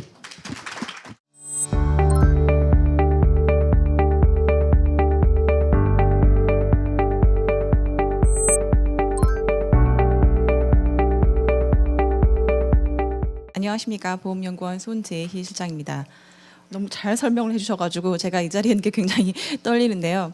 앞선 세션에서는 아무래도 이제 사이버 리스크가 사실 일상화되고 있고 그것이 어떤 위협을 정말 우리에게 주고 있는지에 대해서 설명을 드렸다면은 이번 세션에서는 앞서 또 발표를 해주셨지만 이 리스크를 커버할 수 있는 보험이 어떤 역할을 하는지 그리고 이 보험이 국내에서는 어떤 역할을 하고 그다음에 직면한 그 이슈들은 무엇이 있는지 이런 것들을 조금 더 구체적으로 살펴보도록 하겠습니다. 그래서 저는 앞서 말씀드린 대로 일단 국내 사이버 보험 시장의 현황들을 살펴보고 그다음에 그 안에서의 이슈가 무엇인지를 살펴보고 그다음에 이슈들을 해결할 수 있는 대응 방안에 대해서 말씀드리고 마무리를 짓도록 하겠습니다. 일단 국내 사이버 보험 시장 현황을 들어가기 앞서서 사실 이 부분은 앞선 세션에서 많이 언급됐었죠. 그러니까 사실 정리를 하자면은 사실 저희가 이제 사이버 리스크가 굉장히 큰일 났다라고 생각하는 이유를 간단히 정리를 하면 글로벌 공급망 의존이 심화되고 그다음에 디지털화 진전으로 인한 클라우드 디지털 운영이 확대되고 그리고 많은 분들이 언급하셨지만 AI 기반의 공격이 이미 고도화되어 있는 상태에서 지정학적 긴장감이 고도되었기 때문에 우리가 알고 있는 사이버 리스크가 더욱더 크게 부상이 되었다라는 거고요. 사실 여기에는 그 규제 이슈도 상당히 넘겨 짚어야 되는데, 그러니까 앞선 이런 그 네 가지 요소들은 사이버 리스크를 직접적으로 증가시키지만 규제는 사이버 리스크에 직접적인 영향은 아니지만 비용을 극대화시킨다는 점에서 굉장히 한번 생각해 볼 요인이다라고 생각이 듭니다. 이러한 사이버 리스크들은 사실 사고가 났을 경우에 기업의 내부 비용으로만 끝나진 않죠. 개인정보 이슈라던가 아니면 사회 신뢰 문제 그리고 공급망으로의 전파 이로 인한 공공대응 비용을 높이는 등 결국 사회 전체의 비용을 높이는 효과까지 나타납니다. 그렇기 때문에 개인의 회사 이슈라기보다 사회 이슈로 번진다는 점에서 이러한 사이버 리스크가 굉장히 위험하고 대응을 잘 해야 된다라는 생각이 들고요. 오른쪽에 보이시는 부분은 그러면 이제 국내에서는 이러한 사이버 리스크가 얼마나 나타나고 있는가를 보여주는 아주 간접적이고 작은 증거라고 생각이 듭니다. 보여드린 바와 같이 국내 사이버 침해 사고 신고 건수가 이렇게 점점 늘어나고 있는데 사실 아까 앞선 세션에서 잠깐 언급되었지만 기업들이 사고에 대해서 신고하는 건수들이 의무적으로 신고를 하게끔 되어 있지만 사실 감추려는 요인도 굉장히 많기 때문에 이런 신고 건수는 사실 우리나라에서의 사이버 리스크의 어떤 단면만 보여주는 거라고 생각이 들고요. 그렇다면 이러한 그 커지는 신박해지는 이런 사이버 보험을 어떻게 대응할 것인가? 가장 큰 도구가 사실 사이버 보험이라고 할 수 있겠습니다. 이 사이버 보험은 사고로 인해서 기업이 제3자에게 미친 손해나 법정 책임을 배상하거나 이게 첫 번째 부분이고요. 두 번째는 기업이 입는 직접 손실이나 복구에 필요한 비용을 보장하는 역할을 합니다. 왼쪽에 보이시는 것들이 기본적으로 이거는 국내에든 해외에든 사이버 보험이 보장하는 부분 그리고 비용이라고 생각하시면 될 것 같고요. 그런데 국내에서는 조금 더 생각을 해봐야 될 게 기본적으로 사이버 보험이 이런 왼쪽과 같은 부분들을 보장하고 있지만 국내 같은 경우에는 디지털 활동별 책임 위험과 이에 대응한 법 제도상 의무 이행 수요를 중심으로 이 사이버 시장이 발달을 해왔기 때문에 우리가 흔히 보는 사이버 보험 외에 전자금융거래 배상 책임, 이비즈 배상 책임 보험, 개인정보 보호 배상 책임 2 같은 의무 보험이 기업들은 그 구매를 해야 됩니다. 그렇기 때문에 우리나라에서의 사이버 보험의 규모가 얼마나 돼라고 해서 해외랑 비교를 해보면은 사실 맨 밑에 보이는 사이버 전용 보험과 비교하는 게 맞아요. 그런데 국내에서는 국내 상황을 고려했을 때 사이버 보험이 뭐야, 얼마나 규모가 얼마나 돼라고 했을 때에는 위에 오른쪽에서 보여주는 상단의 세 개 부분도 합쳐서 보고 있다라고 이해를 하시면 될 것 같습니다. 그렇다면 이제 사이버 보험이 얼마나 큰가 규모로 봤을 때 이 글로벌 사이버 보험의 시장은 2024년 기준 이건 뮤니클리에서 제가 살펴봤고요. 약 153억 달러 규모로 뮤니클리의 그 추정에 의하면은 2030년까지 324억 규모로 성장할 것으로 전망을 하고 있습니다. 물론 이러한 전망은 앞서 말씀드린 사이버 시장이 굉장히 네 가지 다른 환경과 규제로 인해서 크게 성장할 것이라는 근거 하에 전망된 거라고 생각이 들고요. 근데 왼쪽 그림에서 보시는 바와 같이 사실 굉장히 글로벌 시장은 큰데 그 중에서 가장 큰 시장은 북미고요. 그리고 유럽, 그리고 아시아, 오세아니아 지역은 보시는 바와 같이 다른 두 지역보다 굉장히 작습니다. 그런데 오른쪽 그림에서 보시면 그 아시아 중에서도 보면은 국내 시장은 굉장히 타이니합니다. 즉 이거는 물론 이 규모는 아까 말씀드린 사이버 보험 전용으로 평가를 했을 때 규모인데 사실 우리나라에서 약간 의무 보험까지 포함한다 하더라도 사실 그렇게 큰 규모는 아닙니다. 그러니까 그것이 사실 제가 오늘 여러분께 말씀드리고자 하는 부분입니다. 왜 우리나라는 이러한 사이버 보험 그러니까 의무 보험까지 포함한 것까지도 했는데도 사이버 보험은 왜 성장을 못했을까, 이런 부분에 대해서 살펴보고자 합니다. 일단 국내 사이버 보험의 성장 부진의 원인을 보기 위해서는 사이버 리스크가 도대체 어떤 특징을 가지고 있는가를 살펴볼 필요가 있습니다. 이런 사이버 보험의 리스크의 특징 같은 경우에는 사실 앞선 세션에서 많이 언급했고요. 제가 정리를 해드리려면은 이렇게 한 7가지 정도로, 6가지 정도로 정리를 해볼 수 있을 텐데, 일단 얼마나 노출됐는지, 손해가 얼마인지 추정이 굉장히 어려워요. 그리고 이미 다수 기업이 동시에 손실을 유발하기 때문에 이 누적되고 연계되고 이렇게 벌어지게 됩니다. 그리고 세 번째는 이게 내부에서만 벌어지는 게 아니라 사실 우리의 그 시스템들이 외부 제3자하고도 관련이 굉장히 연결되어 있기 때문에 제3자로부터 연결돼서 내부로 들어와서 사고가 발생될 경우도 많아요. 그리고 공격 기법 엄청나게 변하고 있죠. 앞선 세션에서 AI 에이전트 얘기도 했었는데 이게 24시간 돌아가기 때문에 이러한 빠른 진화 속도를 따라가기가 굉장히 어려워요. 그리고 다음은 사고 발생 후 평판 비용. 이것도 앞서 말씀드린 바와 같이 기업들이 이 평판 비용이 어마무시하기 때문에 신고 접수하기도 두려워합니다. 그리고 마지막, 이게 시스템의 이슈라도 있지만 사실 사람과 프로세스에 취약하기도 합니다. 이게 사람이 승인하고 검증하고 이런 틈을 타서 사실 들어온 경우들이 많기 때문에 이런 사람과 프로세스에 취약하다는 특징을 보이고 있습니다. 그래서 사실 그 사이버 보험이 어려운 이유 는 이 사이버 리스크가 이러한 특징을 가지고 있기 때문에 나타났다고 볼 수 있고요. 저는 이게 성장 부진의 원인을 이러한 사이버 리스크의 특징이 수요자와 공급자와 제도 측면에서 어떻게 영향을 미치면서 발현해 나가는지를 말씀드리고자 합니다. 첫 번째 수요 측면인데요. 사이버 리스크 앞서 말씀드린 것 같이 그런 특징은 소비자가 사이버 리스크에 대한 인지를 어렵게 하고 보험의 필요성을 느끼지 못하게 하거나 알더라도 보험을 활용하는 것을 피하려는 행동으로 이어지게 만듭니다. 이러한 부분을 조금 소비자, 그러니까 기업이죠. 기업이 사이버 사고를 당했을 때 어떤 경험을 하고 있는지를 살펴보면 조금 더 쉽게 다가올 수 있을 텐데요. 첫 번째, 기업들은 리스크 인지 자체가 힘듭니다. 사실 치매 사고가 나도 경미하다라고 인지하는 경우들이 많고 아까 안내에서 말씀해 주셨지만 되게 사소한 것에서 출발을 하고 이게 그냥 무시할 만하다라고 판단을 하기 때문에 특별한 대응을 하지 않습니다. 그런 경우도 있고요. 그다음에 해결책이 인지 과정에서도 리스크 대응책으로서 보험? 나 잘 모르겠어. 보험 가입했는데 이게 얼마나 무엇을 보장해 주는지 이해할 수 없어. 이런 생각을 가진 기업들이 생각보다 많이 있습니다. 그리고 예방에 있어서도 사실 기업 입장에서는 예산 집행이 굉장히 중요한데 이게 예방 보안 솔루션을 먼저 구매를 할 것인지 아니면 보험을 구매를 할 것인지 예산 제약이 있는 상태에서는 선택을 해야 되거든요. 근데 중소기업이나 아니면 규모가 크지 않은 기업일 경우에는 이런 것에서 보안 솔루션을 먼저 구매하는 게 우선이야라고 해서 보험 가입은 약간 차선 나중의 일로 생각하기 마련입니다. 자, 침해 사고가 났습니다.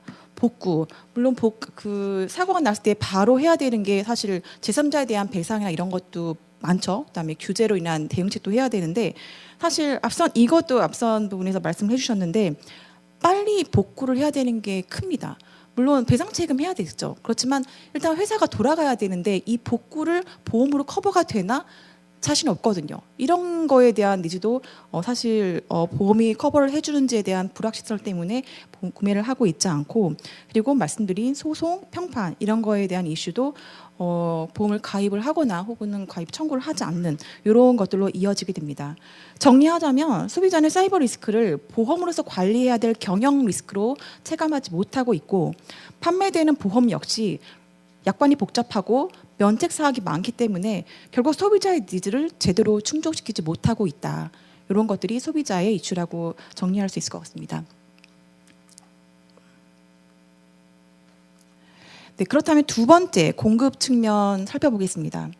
앞서 말씀드린 사이버 리스크의 특징으로 인해서 결국 이 손해 사정의 불확실성과 그다음에 이것으로 인한 보험회사의 보수적 위험 민수를 야기시킬 수밖에 없다라는 부분입니다. 이런 부분은 사실 공급 측면에서의 부보 가능성에 대해서 살펴보면서 좀 더 극명하게 나타나는데요. 말씀드렸다시피 사이버 리스크는 연계성이 있고 진화하고 그다음에 규제 불확성을 내포한 굉장히 복잡 다단한 위험이기 때문에 보험사에 그러니까 보험을 제공할 수 있는 부보 가능성의 전제 조건, 예를 들어서 측정 가능한지 아니면은 법적인 안정성이 있는지 혹은 도덕적 해이 통제 가능성은 있는지 그다음에 정보 비대칭성은 어떠한지 그다음에 최대 손실에 대해서 상한 설정은 가능한 건지 아니면은 분산 가능한 건지 이 5가지, 6가지 정도의 부보 가능성 전제 조건을 봤을 때 다른 우리가 알고 있는 전통적인 재물이나 자동차 보험에 비해서 매우 낮습니다. 그러다 보니 발생되고 있는 것들은 공급 측면의 제약으로 나타나는데요.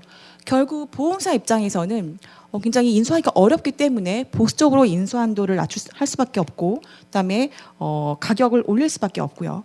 그다음에 그 안에서의 고위험 항목 같은 경우에는 제약을 많이 두게 됩니다. 그리고 면책 항목 당연히 증가시키겠고요. 그리고 결국 이러다 보니 기업들이 책임보험 중심으로만 가입할 수 있는 그런 쪽으로 그러니까 종합형 솔루션을 제공해주기 되게 어려운 상황이다라는 거고요. 그리고 사실 이렇게 상품이 복잡해지게 되면 이루어지는 거는 결국 설명 이슈죠. 분쟁이 일어날 수밖에 없고 설명 비용이 들 수밖에 없다. 이러한 이유 때문에 결국 보험사 입장에서는 공급에 대한 제약이 될 수밖에 없고 이런 것들이 시장에 있어서는 사이버 보험의 시장 침투율과 소비자가 느끼는 채권 가치를 낮추는 요인으로 작용하고 있다라고 말씀드릴 수 있을 것 같습니다. 자, 그럼 제도 측면에서는 어떻게 볼까요? 사실 사이버 리스크의 특성이 결국 민간 보험만으로는 이 보험을 형성하기 어렵다, 상품을 제공하기 어렵다라는 측면이고요. 결국 이거는 경제학적으로 보면은 시장 실패를 발생할 수밖에 없는, 그러니까 그런 가능성을 높이는 결과를 가져오고 그렇다면 결국은 시장 실패를 해결할 수 있는 방법은 제도적으로 어떻게 보완을 할 것인가에 대한 부분인데 그렇다면 우리나라는 그런 제도가 잘 되어 있느냐? 그렇지 않다라는 부분이고요. 그런 측면에서 3가지 정도에서 말씀드릴 수 있을 것 같습니다. 일단 제가 앞서 수요에서 말씀드렸다시피 기업들이 보험을 가입을 하거나 아니면은 위험을 리스크를 인지할 인센티브가 부족합니다. 가입 인센티브가 부족한데요.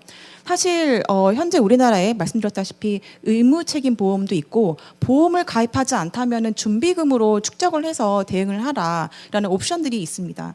사실 근데 이런 의무 책임 보험 중심의 도구나 유인이나 아니면 준비금 방식은 초기 시장에는 어느 정도는 가능할 거라고 생각해요. 저도 이제 정책 당국 입장에서는 그런 의미에서 이걸 도입을 했으리라고, 그러니까 기업들의 어떤 부담을 줄여주는 입장에서 도입을 했을 거라고 생각했는데, 이게 사실 시장이 점점 이렇게 형성이 나가면서는 이게 결국 소비자한테는 최소 가입에 머물게 하는 그런 유인로밖에 나타나지 않는다. 그런 결과를 가져왔다. 그래서 결국은 이걸 최소 가입이 아니라 좀 더 다양한 진짜 사이버 보험을 가입할 수 있는 유인을 제공할 수 있는 어떤 다양한 방책이 제도가 필요하다라는 생각이 들고요.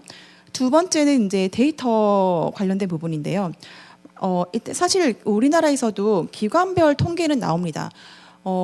기관들이 어떻게 통제를 하고 있고 컨트롤을 하고 있고, 그다음에 사고를 당했는지 안 당했는지, 그다음에 보험은 가입하고 있지 않은지 이런 것들을 조사는 하고 있는데, 그것들이 기관별로 따로따로 조사를 하고 있다 보니 이게 통합해서 이게 사실 그 정책 당국이 어떤 결정을 하거나 아니면은 기업 입장에서 이 데이터들을 활용하기에는 굉장히 제한적이라는 거죠. 일단 표준화가 되어 있어서 활용하기도 어렵고 통합도 안 돼 있어서 이게 무슨 의미인지 알기 어려운. 그러니까 조사는 되어 있지만 통합적으로 관리가 되어 있지 않다. 이런 부분들이 결국은 보험회사 입장에서는 언더라이팅을 하는데 쓸 수 있는 데이터로서는 한계를 가지고 있고, 그러다 보니 제대로 된 상품을 만들기 굉장히 어려운 조건이다라는 부분입니다. 네, 마지막으로는 대형 리스크에 대한 부분인데요. 사실 이 부분은 우리나라가 초기 시장이기 때문에, 그러니까 이게 직접적인 이슈가 아닐 수도 있어요. 그렇지만 앞서 여러분도 들으셨겠지만 이 사이버 리스크가 점점 더 거대해져 가고, 사실 이게 별거 아니지만 한 번 터졌다 하면은 굉장히 큰 규모로, 그러니까 어떤 한 보험회사가, 그러니까 제보사를 끼더라도 이게 감당이 안 될 사고까지 나타날 수 있기 때문에 결국 어떤 수준에서는 정부의 어떤 백스톱 지원이 필요하지 않나. 근데 과연 우리나라는 이게 되어 있나라는 생각을 하게 됩니다. 그래서 결국 종합을 해보면은 현재 우리나라 국내 이제 사이버 보험 시장은 기업이 리스크를 보험으로 관리할 경영 과제로 인지하지 못한 수요 측 한계, 그리고 난이도 높은 리스크를 완화하기 어려운 보험회사의 보수적 보험 공급, 그리고 이를 보완할 제도적 연결의 미흡으로 인해서 성장 동력이 막혀 있는 상태다라고 판단을 해볼 수 있을 것 같습니다. 자, 그렇다면 어떻게 해야 될까요? 이런 부분에 대해서 저는 일단 두 가지 정도로 말씀드릴 수 있을 것 같습니다. 첫 번째, 수요 이슈입니다. 제가 앞서서 우리나라의 이제 그 성장을 저해하는 요소가, 수요 요소가 한 4가지 정도라고 말씀을 드렸는데요. 낮은 사이버 리스크 인지, 그리고 보험이 결국 해결책이다라는 부분에 대해서도 인지를 하고 있지 못하다라는 부분을 어떻게 해결을 해야 될까? 결국 그러니까 그 스스로 기업 스스로, 그러니까 내 기업, 나의 회사가 보안 수준이 어느 수준인지에 대한 자각을 스스로 할 수 있는 인센티브를 줄 수밖에 없는 거고, 그런 부분이 결국 이제 약간의 보험으로 연결을 하는 것이 의미가 있지 않을까라는 생각이 들고요. 그러니까 다시 말해서 물론 지금도 우리 그 사이버 보안 인증을 제공하고 있기는 합니다. 그렇지만 제가 볼 때는 약간 좀 무겁고 힘들게 그냥 중견기업, 중소기업 입장에서는 사실 접근하기는 조금 어려운 상황이기 때문에 차라리 경량형 기초 사이버 보안을 하면, 인증을 해주고 인증을 취득을 하면 보험사 협력을 통해서 좀 가벼운 정도의 상품을 보장을 제공해주는 이런 수준으로 하다 보면은 기업들도 해봄직하지 않을까라는 생각을 들 수 있고, 그리고 이렇게 하다 보면은 보험사 입장에서도 어떤 작은 기업들의 어떤 보안 수준에 대한 정보도 취득을 하게 되고, 선순환을 가져올 수 있는 가장 첫 출발점이 되지 않을까라는 생각이 들고요. 사실 영국의 NCSC의 사이버 에센셜이라는 모델이 가장 가까운 모델이라고 생각이 됩니다. 여기는 이제 국가 차원에서 제공하고 있는 건데요. 사이버 에센셜에서 이제 기업이 최소한의 보안 수준을 갖췄는지 한 5가지 기술 측면에서 체크업을 하고 인증을 하게 합니다. 인증을 하는 회사 중에서 어떤 조건을 만족을 하면, 모두 다는 아니지만 조건을 만족을 하면 그 기업들한테 어떤 그 가벼운 수준의 그 보장을 제공을 해줍니다. 이런 이런 보장은 물론 이제 민간 보험사들이 협력을 통해서 이루어지는데요. 이런 것들이 사실 제가 볼 때는 어떤 그 기업들의 아직 그거에 대한 인지가 낮은 기업들이 어떤 보안에 대한 인지 그리고 보험의 인지를 하는 데는 좋은 출발점이 될 수 있지 않을까라는 생각이 들고요. 두 번째, 보험에 대해서 소비자가, 그러니까 기업 소비자가 이해하기 어렵다. 그리고 내가 가입해서 뭘 얻을 수 있는지 모르겠다라는 부분에 대해서 해결하기 위해서도 사실 보험사가 제각기 어떤 설명 자료를 만들고 있는데 그게 제각각이다 보니 설명의 기준도 잘 제각각이고 보험 소비자 입장에서는 무엇이 낫지? 그러니까 이게 구별하기도 비교하기도 굉장히 어려운 부분들이 있습니다. 그러다 보니 이것을 약간 공동 템플릿 부분으로 해서 제공을 한다면은 소비자 입장에서도 비교도 하고 내 보장에 내가 가입을 하면 어떤 보장을 받을 수 있을 것이다라는 것을 이해하기 쉬울 거란 생각이 들고요. 또 한 가지는 체감 가치를 느낄 수 있는 상품을 제공한다는 건데 이 부분은 결국 소비자가 보험이라는 건 사고가 났을 때 이렇게 보상을 받거나 무언가를 받을 수 있을 건데 사실 그러다 보면은 기업 입장에서는 아까도 말씀드렸다시피 그 보안 솔루션을 내가 구매를 한다는 거는 계속적으로 내가 보안 솔루션을 가지고 있다는 체감을 할 수 있다는 건데 보험은 사고 나지 않으면 체감하기 어렵거든요. 그래서 사고 나지 않더라도 내가 보험 가입을 통해서 무언가를 서비스를 받을 수 있는 그런 것들을 제공받는다면은 조금 소비자한테 만족을 줄 수 있을 거라는 생각이 들고요. 그런 측면에서 카우벨에 제공하고 있는 부가 서비스가 어떤 좋은 예가 될 수 있을 것 같습니다. 카우벨은 미국의 인슈어텍 사고 사실 인슈어텍 사지만 그 제보사를 끼고 있는 그리고 실제 일부 보험을 인수하기도 하는 사이버 보험 플랫폼사인데요. 이 카우벨이 제공하고 있는 게 이 카우벨 상품을 가입한 사람들에게는 1년 동안 보안 서비스를 교육이라던가 어떤 그런 프로그램들을 무료로 제공받을 수 있게 합니다. 근데 물론 1년 후에는 이제 그 어떤 제공받던 어떤 교육 프로그램이나 아니면 인지교육이나 보안 체크업 이런 것들이 뭐 유료로 전환되긴 하지만 1년 동안 이 카우벨을 구매한 고객들은 1년 동안 경험을 하는 거죠. 내 보험을 통해서 보안에 대한 걸 점검해보고 보험에 대해서 위험에 대해서 이런 생각을 해봐야 되는구나라는 거를 체험할 수 있다라는 거죠. 이런 부분들이 어떤 소비자들의 보험의 위험에 대한 인식을 높이는데 좋은 출발점이라 생각이 들고요.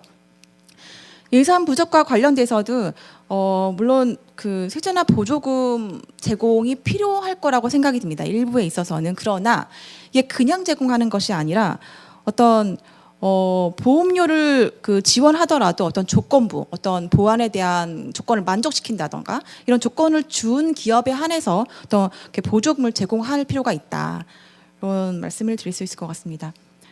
그렇다면은 공급 이슈는 어떤 게 있을까요? 공급과 관련해서도 일단 첫 번째는 사이버 리스크의 부부 가능성을 높일 수 있도록 표준화와 데이터 인프라를 구축할 필요가 있다라는 생각이 들고요.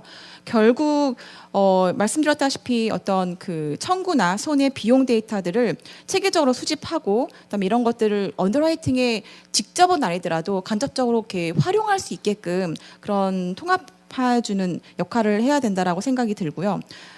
두 번째는 이 단계적 모듈 종합보험을 제공할 필요가 있다라는 건데 사실 앞서 말씀드린 바와 같이 이 보험을 가입하고선 보험 기업들이 가장 먼저 느끼고 있는 거는 사고가 난 다음에 복구 어떻게 누가 해줘 이 리스크를 어떤 식으로 해야 돼 그러니까 그 대응에 대한 체계 자체가 어떻게 될지 우왕좌왕하는 거거든요.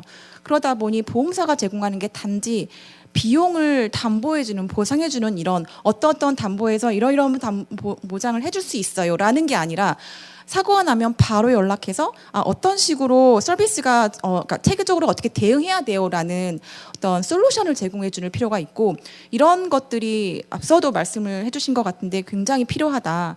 물론 이런 것들이 사실 처음 제공하기 힘들다고 생각이 듭니다. 보험회사 입장에서는. 왜냐하면 이런 서비스를 붙이는 게 보통 비용이 들어가는 게 아니거든요. 그렇지만 약간 기본형, 그다음에 확장형, 고도형 이렇게 단계적으로 제공을 해주면 이제 소비자 입장에서도 구매할 수 있는 옵션들이 늘어나고 그리고 공급자 입장에서도 좀 덜 부담스럽게 제공해 줄 수 있지 않을까라는 생각이 듭니다. 정리하겠습니다. 디지털 기술의 활용 확대나 글로벌 공급망 의존 심화, AI 기반 공격 고도화, 다 아시는 이러한 이유로 사이버 리스크가 커져가고 있는데 사실 여기에서 가장 핵심적인 도구가 뭘까라고 봤을 때 저는 보험 활용이라고 생각이 들고요. 이게 사실 이 보험이 단순한 사후 비용 보전이 아니라 기업의 사고 대응 능력과 재무 충격을 동시에 관리하는 수단이기 때문에 이 보험이 중요하다라고 저는 강조드리고 싶습니다. 그리고 사실 보험을 가입했을 때에는 피해 복구의 보상을 가능하게 할 뿐만 아니라 리스크 관리 수준을 높이고 그리고 기업이 거래 과정에서의 신뢰를 확보하는 수단이기 때문에 이러한 의미에서 보험이 굉장히 중요하다고 강조드리고 싶고요. 그렇지만 앞서 말씀드린 바대로 국내 사이버 보험 시장 아직 초기 단계이고 이를 극복하기 위해서는 소비자의 행동 유의 모델을 도입을 해야 되며 표준화와 위험 데이터 인프라를 구축하고 그리고 가장 중요하게는 소비자가 보험의 가치를 체감할 수 있는 상품 설계와 서비스 제공 방식을 개선할 필요가 있다라고 생각이 듭니다. 마지막으로 차후에 장기적으로는 이런 대형 사이버 리스크에 대한 시장 대응력을 높이기 위해서 정부의 재보험 지원 방안도 이제는 고민을 해야 될 시기가 아닌가라고 생각이 듭니다. 네, 이것으로 발표 마치겠습니다.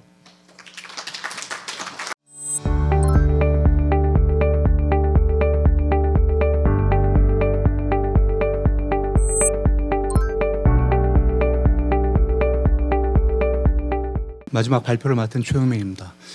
마지막 발표다 보니까 좋은 점도 있고 나쁜 점도 있네요. 좋은 점은 앞서 발표해 주신 손재희 실장님이 워낙에 이제 현황, 사이버 보험 시장의 현황과 구조적 문제점 같은 것들을 상세하게 설명해 주셔서 제가 중복된 부분을 좀 넘어갈 수 있을 것 같기도 해요. 결이 틀려서 제가 좀 설명할 부분이 좀 남아 있긴 합니다만. 두 번째 안 좋은 거는 시간이 많이 없는데 포인트 있게 좀 캐치업할 수 있도록 하겠습니다. 시작하기 앞서서 제가 그 제목을 한국 사이버 보험 생태계 구축을 위한 실천적 로드맵 이렇게 하고 영문으로는 이제 Unlocking the Potential이라고 했습니다. 사이버 보험 시장과 관련해서 제가 업계나 이제 국회 세미나 토론자로 나서서 활동한 게 한 10년 됐는데요. 그때부터 지금까지 한번 봤을 때 속도감 있게 사이버 보험 시장이 활성화되지 않는 거에 대해서 조금 좌절스럽기도 하고 안타깝기도 하고 그런 과정에 이제 제가 볼 때는 분명히 이제 잠재되어 있는 어떤 성장 모멘텀이 있을 텐데 그걸 깨우는 과정이 필요하지 않겠나. 그러기 위해서 가장 필요한 거는 사이버 보험 시장의 생태계 구축이라고 제가 발표 어떤 주제를 삼았습니다. 아시겠지만 이제 생태계라고 하면 생태계의 가장 큰 특성은 뭡니까? 구성 유기체 간의 상호작용 그리고 그 환경 내에서의 어떤 복원력이죠. 그런 것들을 위해서 가장 필요한 거는 정부의 강력한 시장 개입이다. 저는 개인적으로 그렇게 생각합니다. 그 시장 개입을 통해서 수요자와 공급자 여기에 이제 경제적인 어떤 유인책을 마련해 주는 게 시장을 다시 한번 메커니즘을 돌릴 수 있는 과제가 될 거다 이렇게 보고 말씀드리려고 하는데 이런 내용들 키워드를 한번 생각해 보시면서 들으시면은 이해하시기 좋을 것 같습니다. 오늘 말씀드릴 내용인데요. 간단하게 이제 사이버 보험 시장의 현황, 구조적 문제점 다시 리캡해 보겠고요. 이 문제점을 해결하는 데 있어서 필요한 거는 정부의 역할이다. 그 정부의 역할을 사이버 리스크 복원력을 위해서 이 수요자와 공급자를 어떻게 상호작용할 수 있느냐 이런 것들을 끌어내기 위한 정부의 역할 측면에서 한번 말씀드리려고 합니다. 그리고 이제 마지막 부분에서 제가 이제 1월 달에 그 사이버와 관련된 종합 보고서를 한번 제출한 적이 있는데 거기에 담겼던 내용으로 역할 주체별로 5대 핵심 과제를 이렇게 추진했으면 좋겠습니다 하고 담았던 내용들이 있습니다. 그 부분을 로드맵과 함께 말씀드리는 거로 맺도록 하겠습니다. 오늘 발표하고 관련된 이제 그 전체적인 내용을 한 장으로 요약을 해보면은 다뤘다시피 이제 수요자의 무관심, 공급자인 보험사의 리스크 평가나 인수 역량의 부족함, 또 데이터가 그렇게 잘 돌지 않는 인프라의 미비라는 악순환의 고리에 빠져 있습니다. 반면에 이제 미국이나 일본, 호주 이런 글로벌 시장은 규제 강화라는 정부 정책을 펴면서 민영 주체가 능동형 보험도 도입하고 다 같이 사이버 리스크 보건력을 강화하는 추세에 있습니다. 이렇듯 2016년도부터 한번 봤을 때 과거 10년간 우리가 이렇게 해야 됩니다, 저렇게 해야 됩니다 하고 얘기했던 과제들 오늘도 얘기하고 있는데 이런 상황에 우리가 지금 무엇을 해야 하는 것보다는 어떻게 그것을 실행할 것인가를 고민하는 게 맞다고 저는 봅니다. 그래서 더 이상 사이버 보험 시장의 활성화는 어느 역할 주체가 열심히 한다고 해서 될 건 아닌 것 같고요. 정부가 그걸 주도하면서 제도적으로 마중물을 붓고 또 보험사는 보험사 나름대로 수요 기업들이 불편해하는 부분을 긁어줄 수 있는 그런 역할로 가야 된다고 봅니다. 물론 이제 수요 기업들 입장에서는 보안 투자를 매몰 비용으로만 인식하지 말고 기업의 전체적인 어떤 보안 수준 높이는 것이 경제적인 이득이라 하는 인식 전환을 통해서 함께 나아가야 된다고 생각을 합니다. 정부가 주도하는 어떤 역할 주체들의 통합된 노력 이걸 통해서 우리 한국의 사이버 리스크 보건력도 조성이 될 것이고 사이버 보험 시장의 리스크 생태계도 구축이 될 거라고 봅니다.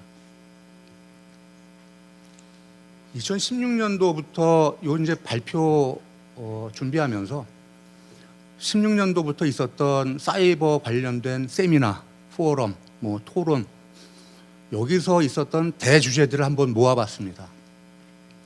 이게 전부는 아니고요. 일부만 제가 추려봤는데 재미있죠. 2016년도 귀가 따갑게 들으셨을 겁니다. 4차 산업혁명. 4차 산업혁명 시대의 사이버 보험, 사이버 리스크 많이 얘기들 했었죠. 그러다가 이제 2019년에 들어와서는 이제 또 한번 이제 사이버 보험 활성화를 위해서 이런 것들이 필요합니다. 데이터 공유가 필요합니다. 얘기를 하고 또 마찬가지로 이제 사이버 보험 시장의 현 주소, 현 상태를 진단하면서 앞으로 이렇게 해야 됩니다 하는 얘기를 합니다. 최근에 등장한 건 용어는 뭡니까? AI가 오면서 생성형 AI 시대의 사이버 리스크, 사이버 보험 다시 얘기를 합니다. 여기서 또 우리의 새로운 맞이하고 있는 어떤 도전적인 과제가 뭔다 하는 걸 또 얘기를 하죠. 또 얘기가 나오는 게 이제 데이터. 역할 주체별로 이렇게 해야 됩니다 하는 얘기를 또 얘기를 하고 실행이 되지 않는 걸 보면서 제가 의아하게 생각하는 거는 경제학에서 얘기하는 혹시 시장 실패 구간에 놓여 있는 건 아닌가 그런 관점에서 제가 얘기를 한번 풀어 나가도록 해보겠습니다. 손재희 실장님이 얘기했던 부분을 좀 네 가지 간단하게 한번 정리해 봤는데요. 이 네 가지 영역 문제점의 핵심은 제가 볼 때는 데이터의 부족, 데이터가 선순환되지 않는다는 문제점. 여기에 이제 각 수요자와 공급자를 이 묶인 손을 풀어줄 수 있는 경제적 유인책이 없다는 거. 이게 두 가지가 핵심이 아닌가 봅니다. 아까 이제 들으셨겠지만은 이 사이버 보험은 재산종합보험, 화재보험과 달리 통합되는 상품, 표준화된 약관이 없습니다. 화재보험은 국내 모든 보험사가 팔고 있는데 모든 보험사가 동일한 약관, 증권을 사용하고 있습니다. 사이버는 그렇지 못해요. 모든 보험사가 사이버 종합 패키지 보험을 팔고 있는 상황도 아닙니다. 몇몇 회사만 팔고 있는데 이나마도 이 약관이 안 들리나요? 이나마도 상품 약관이 각사가 개발한 게 아니고 파트너들 해외의 재보험사 중개사들과 손잡고 만든 거기 때문에 수요기업자 입장에서는 이게 내가 제대로 가입을 하는 건지 비교하는 것도 어렵고 불편합니다. 더욱이 이제 보험회사 입장에서는 데이터가 없다 보니까 이 회사의 보안 수준을 제대로 평가할 수도 없고 평가된 이 보안 수준에 따라서 보험료율을 높이고 낮추는 것도 역량이 아직 안 되는 수준이죠. 또한 클라우드 마비 같은 사태가 왔을 때 이 연쇄적인 어떤 사고를 발생하면은 이 대재해, 이 누적 위험을 컨트롤할 수 있는 역량도 안 됩니다. 그러다 보니까 지금 사이버 보험은 각사가 인수하는 역량도 조금은 모자라고 있는 상황이죠. 회사별로 그 역량을 키우려고 부단히 노력을 하고 있는 건 알고 있습니다. 하지만 이 거대 이 누적 위험 통제에 있어서는 아무래도 좀 뭐 정부의 역할도 필요하지 않은가, 그 국가재보험 풀도 필요하지 않은가 이런 생각입니다. 여전히 정체되어 있는 구간에서는 나름대로 이제 시장 실패 구간에 놓여 있다. 저는 개인적으로 그렇게 판단을 하고 얘기를 전개해 보겠습니다. 경제학에서 시장 실패 구간에 놓여 있다고 하면은 보통 가장 특징은 뭡니까? 수요자, 공급자 간의 역할만으로는 시장이 돌지 않는 거죠. 가장 특징은 정보 비대칭성, 그리고 역선택. 그 사이버 보험 시장과 관련해서는 보안 수준이 가장 낮은 애가 사이버 보험을 찾을 수 있는 환경이 올 수도 있다. 또 법적인 강제성이 이렇게 모호하다 보니까 나름대로 부정적인 외부 효과도 시장을 왜곡하는 기능도 갖고 있다. 이런 상황에서 정부가 시스템을 설계하는, 시장 시스템을 설계하는 설계자로서의 역할을 해야 된다고 저는 봅니다. 데이터를 표준화하고 이게 관련 기관들이 제대로 공유하고 받을 수 있도록 제도적인 기반을 마련해야 된다고 봅니다. 더불어서 이제 수요자와 공급자, 수요자 입장에서는 보안 수준을 높일 때 이게 이제 경제적 이득으로 내가 보안 수준을 높였으니까 이 투자한 만큼의 어떤 세제 혜택을 받는다든지, 사이버 보험을 가입했을 때 보험료에 대한 어떤 일정 부분 지원을 해준다든지, 사실 이런 부분은 제가 작년 3월 달에 국회에서 있었던 세미나에서 제가 발표를 했던 내용이기도 합니다. 그런 인센티브를 통해서 수요 기업들을 유인하는 그 경제적 유인책이 좀 필요합니다. 이렇게 말씀드리겠고요. 또 공급자인 보험회사 입장에서 가장 불편한 이 거대 위험, 거대 리스크, 시스테믹 리스크에 대해서는 정부가 그 뒷선에서 지원하는 역할도 필요하다고 봅니다.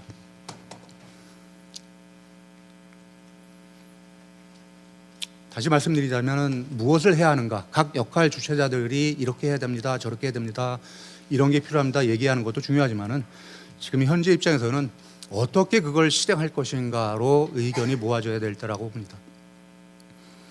뭐 지금까지 정부나 보험사, 보안업체, 또 수요기업들 이렇게 해야 된다고 목소리를 냈었죠. 각자 영역에서 목소리를 내다 보니까 그거를 통합할 주체도 없었습니다. 정부 입장에서는 자율에 맡긴다고 이거를 이제 각자가 알아서 해라, 그러면 사이버 보험 시장이 활성화되겠지 이렇게 얘기를 하지만은 우리가 과거 10년 동안 봐온 게 활성화되지 않은 현실입니다. 제가 볼 때는 이제 기업들에게 의무만 강요하지 말고 실질적인 혜택을 줄 수 있는 부분을 정부 스스로 관련 기관들과 한번 얘기를 해봐야 될 때라고 봅니다. 그 정부 역할의 중요성을 얘기를 하는데 그럼 각국의 상황은 어떤가 한번 보겠습니다. 뭐 EU나 미국의 경우에는 워낙에 잘 아시죠. 아주 강력한 제도적 기반을 마련하고 보험 시장을 이끌고 있는데요. 일본도 그렇고 싱가포르, 오스트랄리아, 인도까지 이렇게 보시면은 전체적으로 이름은 그 준비된 계획이나 전략의 이름은 대동소이한데 대부분 2010년대, 2013년을 기준으로 준비를 해왔습니다. 다소 늦긴 했지만 우리나라도 2024년에 사이버 안보 전략을 수립하고 사이버 기본 계획도 추진하기에 이르렀고요. 2025년 제가 알고 있기로는 10월에 사이버 기본법도 발의가 되고 시행을 준비하기로 하는데 아직은 시행은 뭐 아직 안 되고 있는 거로 알고 있습니다. 여러 가지 뭐 논란의 여지가 있는 부분이 있는 것 같은데요. 제가 알고 있기로는 뭐 국정원의 권한이 좀 뭐 비대해진다, 민간 기업에 대한 어떤 통제 뭐 이런 것들이 좀 우려스럽다 하는 얘기들이 있는 것 같은데 뭐 관련된 분들끼리 한번 머리를 맞대고 하면은 그 부분도 잘 해결이 되지 않을까 싶습니다. 뭐 앞서서 우리나라도 2024년에 그런 전략을 수립하고 추진하는데 뭐가 문제야 이렇게 얘기하실 수 있겠죠. 근데 가만히 따져보면은 조금 결이 틀립니다. 우리나라는 미국이나 EU하고 비교해 봤을 때 가장 크게 틀린 게 경제적 유인책이 부족하다는 얘기예요. 가이드라인이나 어떤 권고 수준에 그치다 보니까 기업들 입장에서는 지키면 좋겠지. 근데 안 지켜도 지금 당장에 큰 일은 안 나는 거 아니냐. 이러다 보니까 이제 비용으로 인식을 하고 이게 뒷선으로 밀리게 마련이죠. 그렇다고 해서 이제 사이버 보험을 가입하는 형태로 이어지지 못하고 있는 실정이기도 하고요. 아시겠지만 지금 현재 사이버 보험에 많은 분들이 관심 갖고 있는 거는 정부에서 규제적으로 의무화하고 있는 개인정보 유출에 관한 배상 책임 보험뿐입니다. 더더욱이 이제 뭐 미국이나 EU에 같은 경우는 이제 법을 미준수했을 때는 이제 공공조달의 어떤 시장 참여 권리를 좀 박탈하거나 막대한 과징금을 부과하고 또 보안 수준이 낮으면은 보험회사에서 보험도 가입을 거절할 수 있고 또 수준이 낮으면은 그거에 상응하는 보험료를 높게 책정해서 인수를 하기도 합니다. 더더욱이 중요한 거는 제가 볼 때는 이제 민간을 이제 정부와 대등한 공동 방어자 입장으로 보고 그 책임과 자율의 어떤 균형을 맞추고 있는 상황이다. 저는 이렇게 봅니다. 하지만 우리나라는 어떻습니까? 여전히 민간 기업은 정부의 관리를 받고 감독을 받는 수동적인 주체자입니다. 아까 이제 최광희 고문님이 말씀하셨을 때 해킹 사고가 발생했을 때 뭐 조사받는데 규제기관, 뭐 수사기관 통해서 조사를 받는데 석 달, 넉 달 걸린다고 말씀을 하시는데 처음 알았습니다. 그렇게 오랜 시간 조사를 받는지. 기가 막힌 현실이죠. 도둑질한 놈을 잡아서 조사를 해야 되는데 피해자를 잡아놓고 그렇게 조사를 한다는 것 자체가 좀 말이 안 되는 상황이기도 하고요. 이런 부분을 좀 공동 방어자, 수동적 주체보다는 사후 처벌에 집중하기보다는 나름대로 사전 예방을 할 수 있는 어떤 보안 수준을 높이는 공동 방어자로서의 어떤 지위도 주는 게 필요하다. 저는 이렇게 봅니다. 그런 관점에서 바뀌어야 되는 게 저는 정부가 새로운 시각의 사이버 리스크 거버넌스를 시도해야 된다고 봅니다. 사이버 통제와 관련해서 정부는 지금 자율에 맡기면 되겠다 이렇게 생각을 하고 추진해 왔는데 디지털 혁신을 주도하면서 정부는 지금까지 민간 자율에 맡기면 잘 되겠거니 이렇게 생각을 하신 것 같아요. 그래서 제가 여기 제도적 공백과 자율의 역설 이렇게 얘기를 했는데요.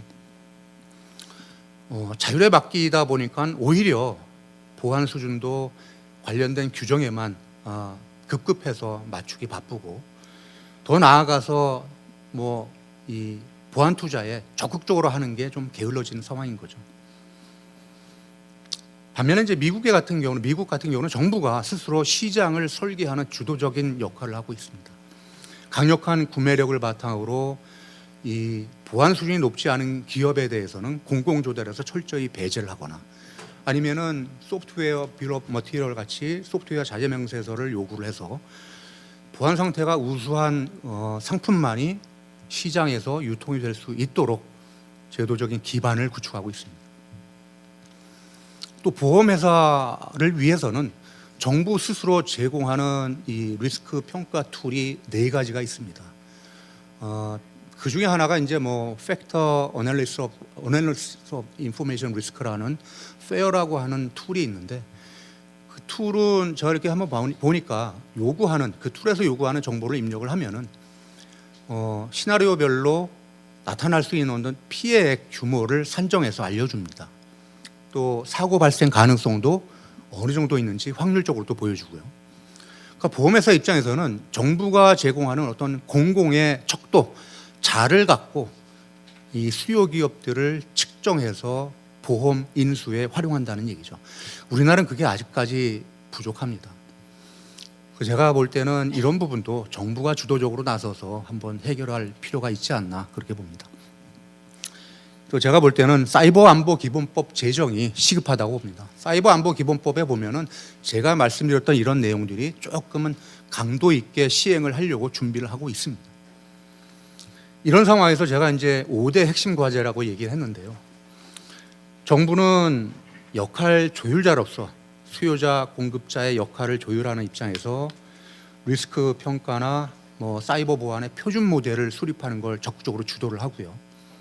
또 공시도 의무화하고 또 보험도 먹거리 이 기반을 조금 다지기 위해서는 보험회사를 위해서 어느 정도까지는 의무화하는 것도 필요하다고 봅니다. 이런 과정에서 의무화된 어떤 보험 이 시장 기반 내에서 제가 볼 때는 사이버 보험이 줄 수 있는 건 이제 앞으로 사전 예방보다는 사후 복구 지원으로 더욱 확대되는 방향으로 가야 된다고 봅니다. 그러기 위해서 이제 보험사나 전문 보안 기업들 마찬가지로 토탈 케어 서비스를 제공하는 입장에서 역할들을 재정립해야 된다고 봅니다. 뭐 산업군에 맞춰서 또 기업의 규모에 맞춰서 상품 라인을 별도로 구축을 하고요. 또 여기 나와 있는 것처럼 이제 포렌식이나 로펌 기업과 PR 업체 이게 뭐 누가 말씀하셨다시피 이제 종합 예술이다. 모든 관련된 기관들이 역할을 할 수 있는 부분들이 함께 모여서 사후 복구에 힘을 합하는 그런 과정으로 가야 된다 이렇게 보고 있습니다. 그러려면 그 저변에는 뭐가 있어야 되겠습니까? 수요 기업들의 인식의 전환이 필요하겠죠.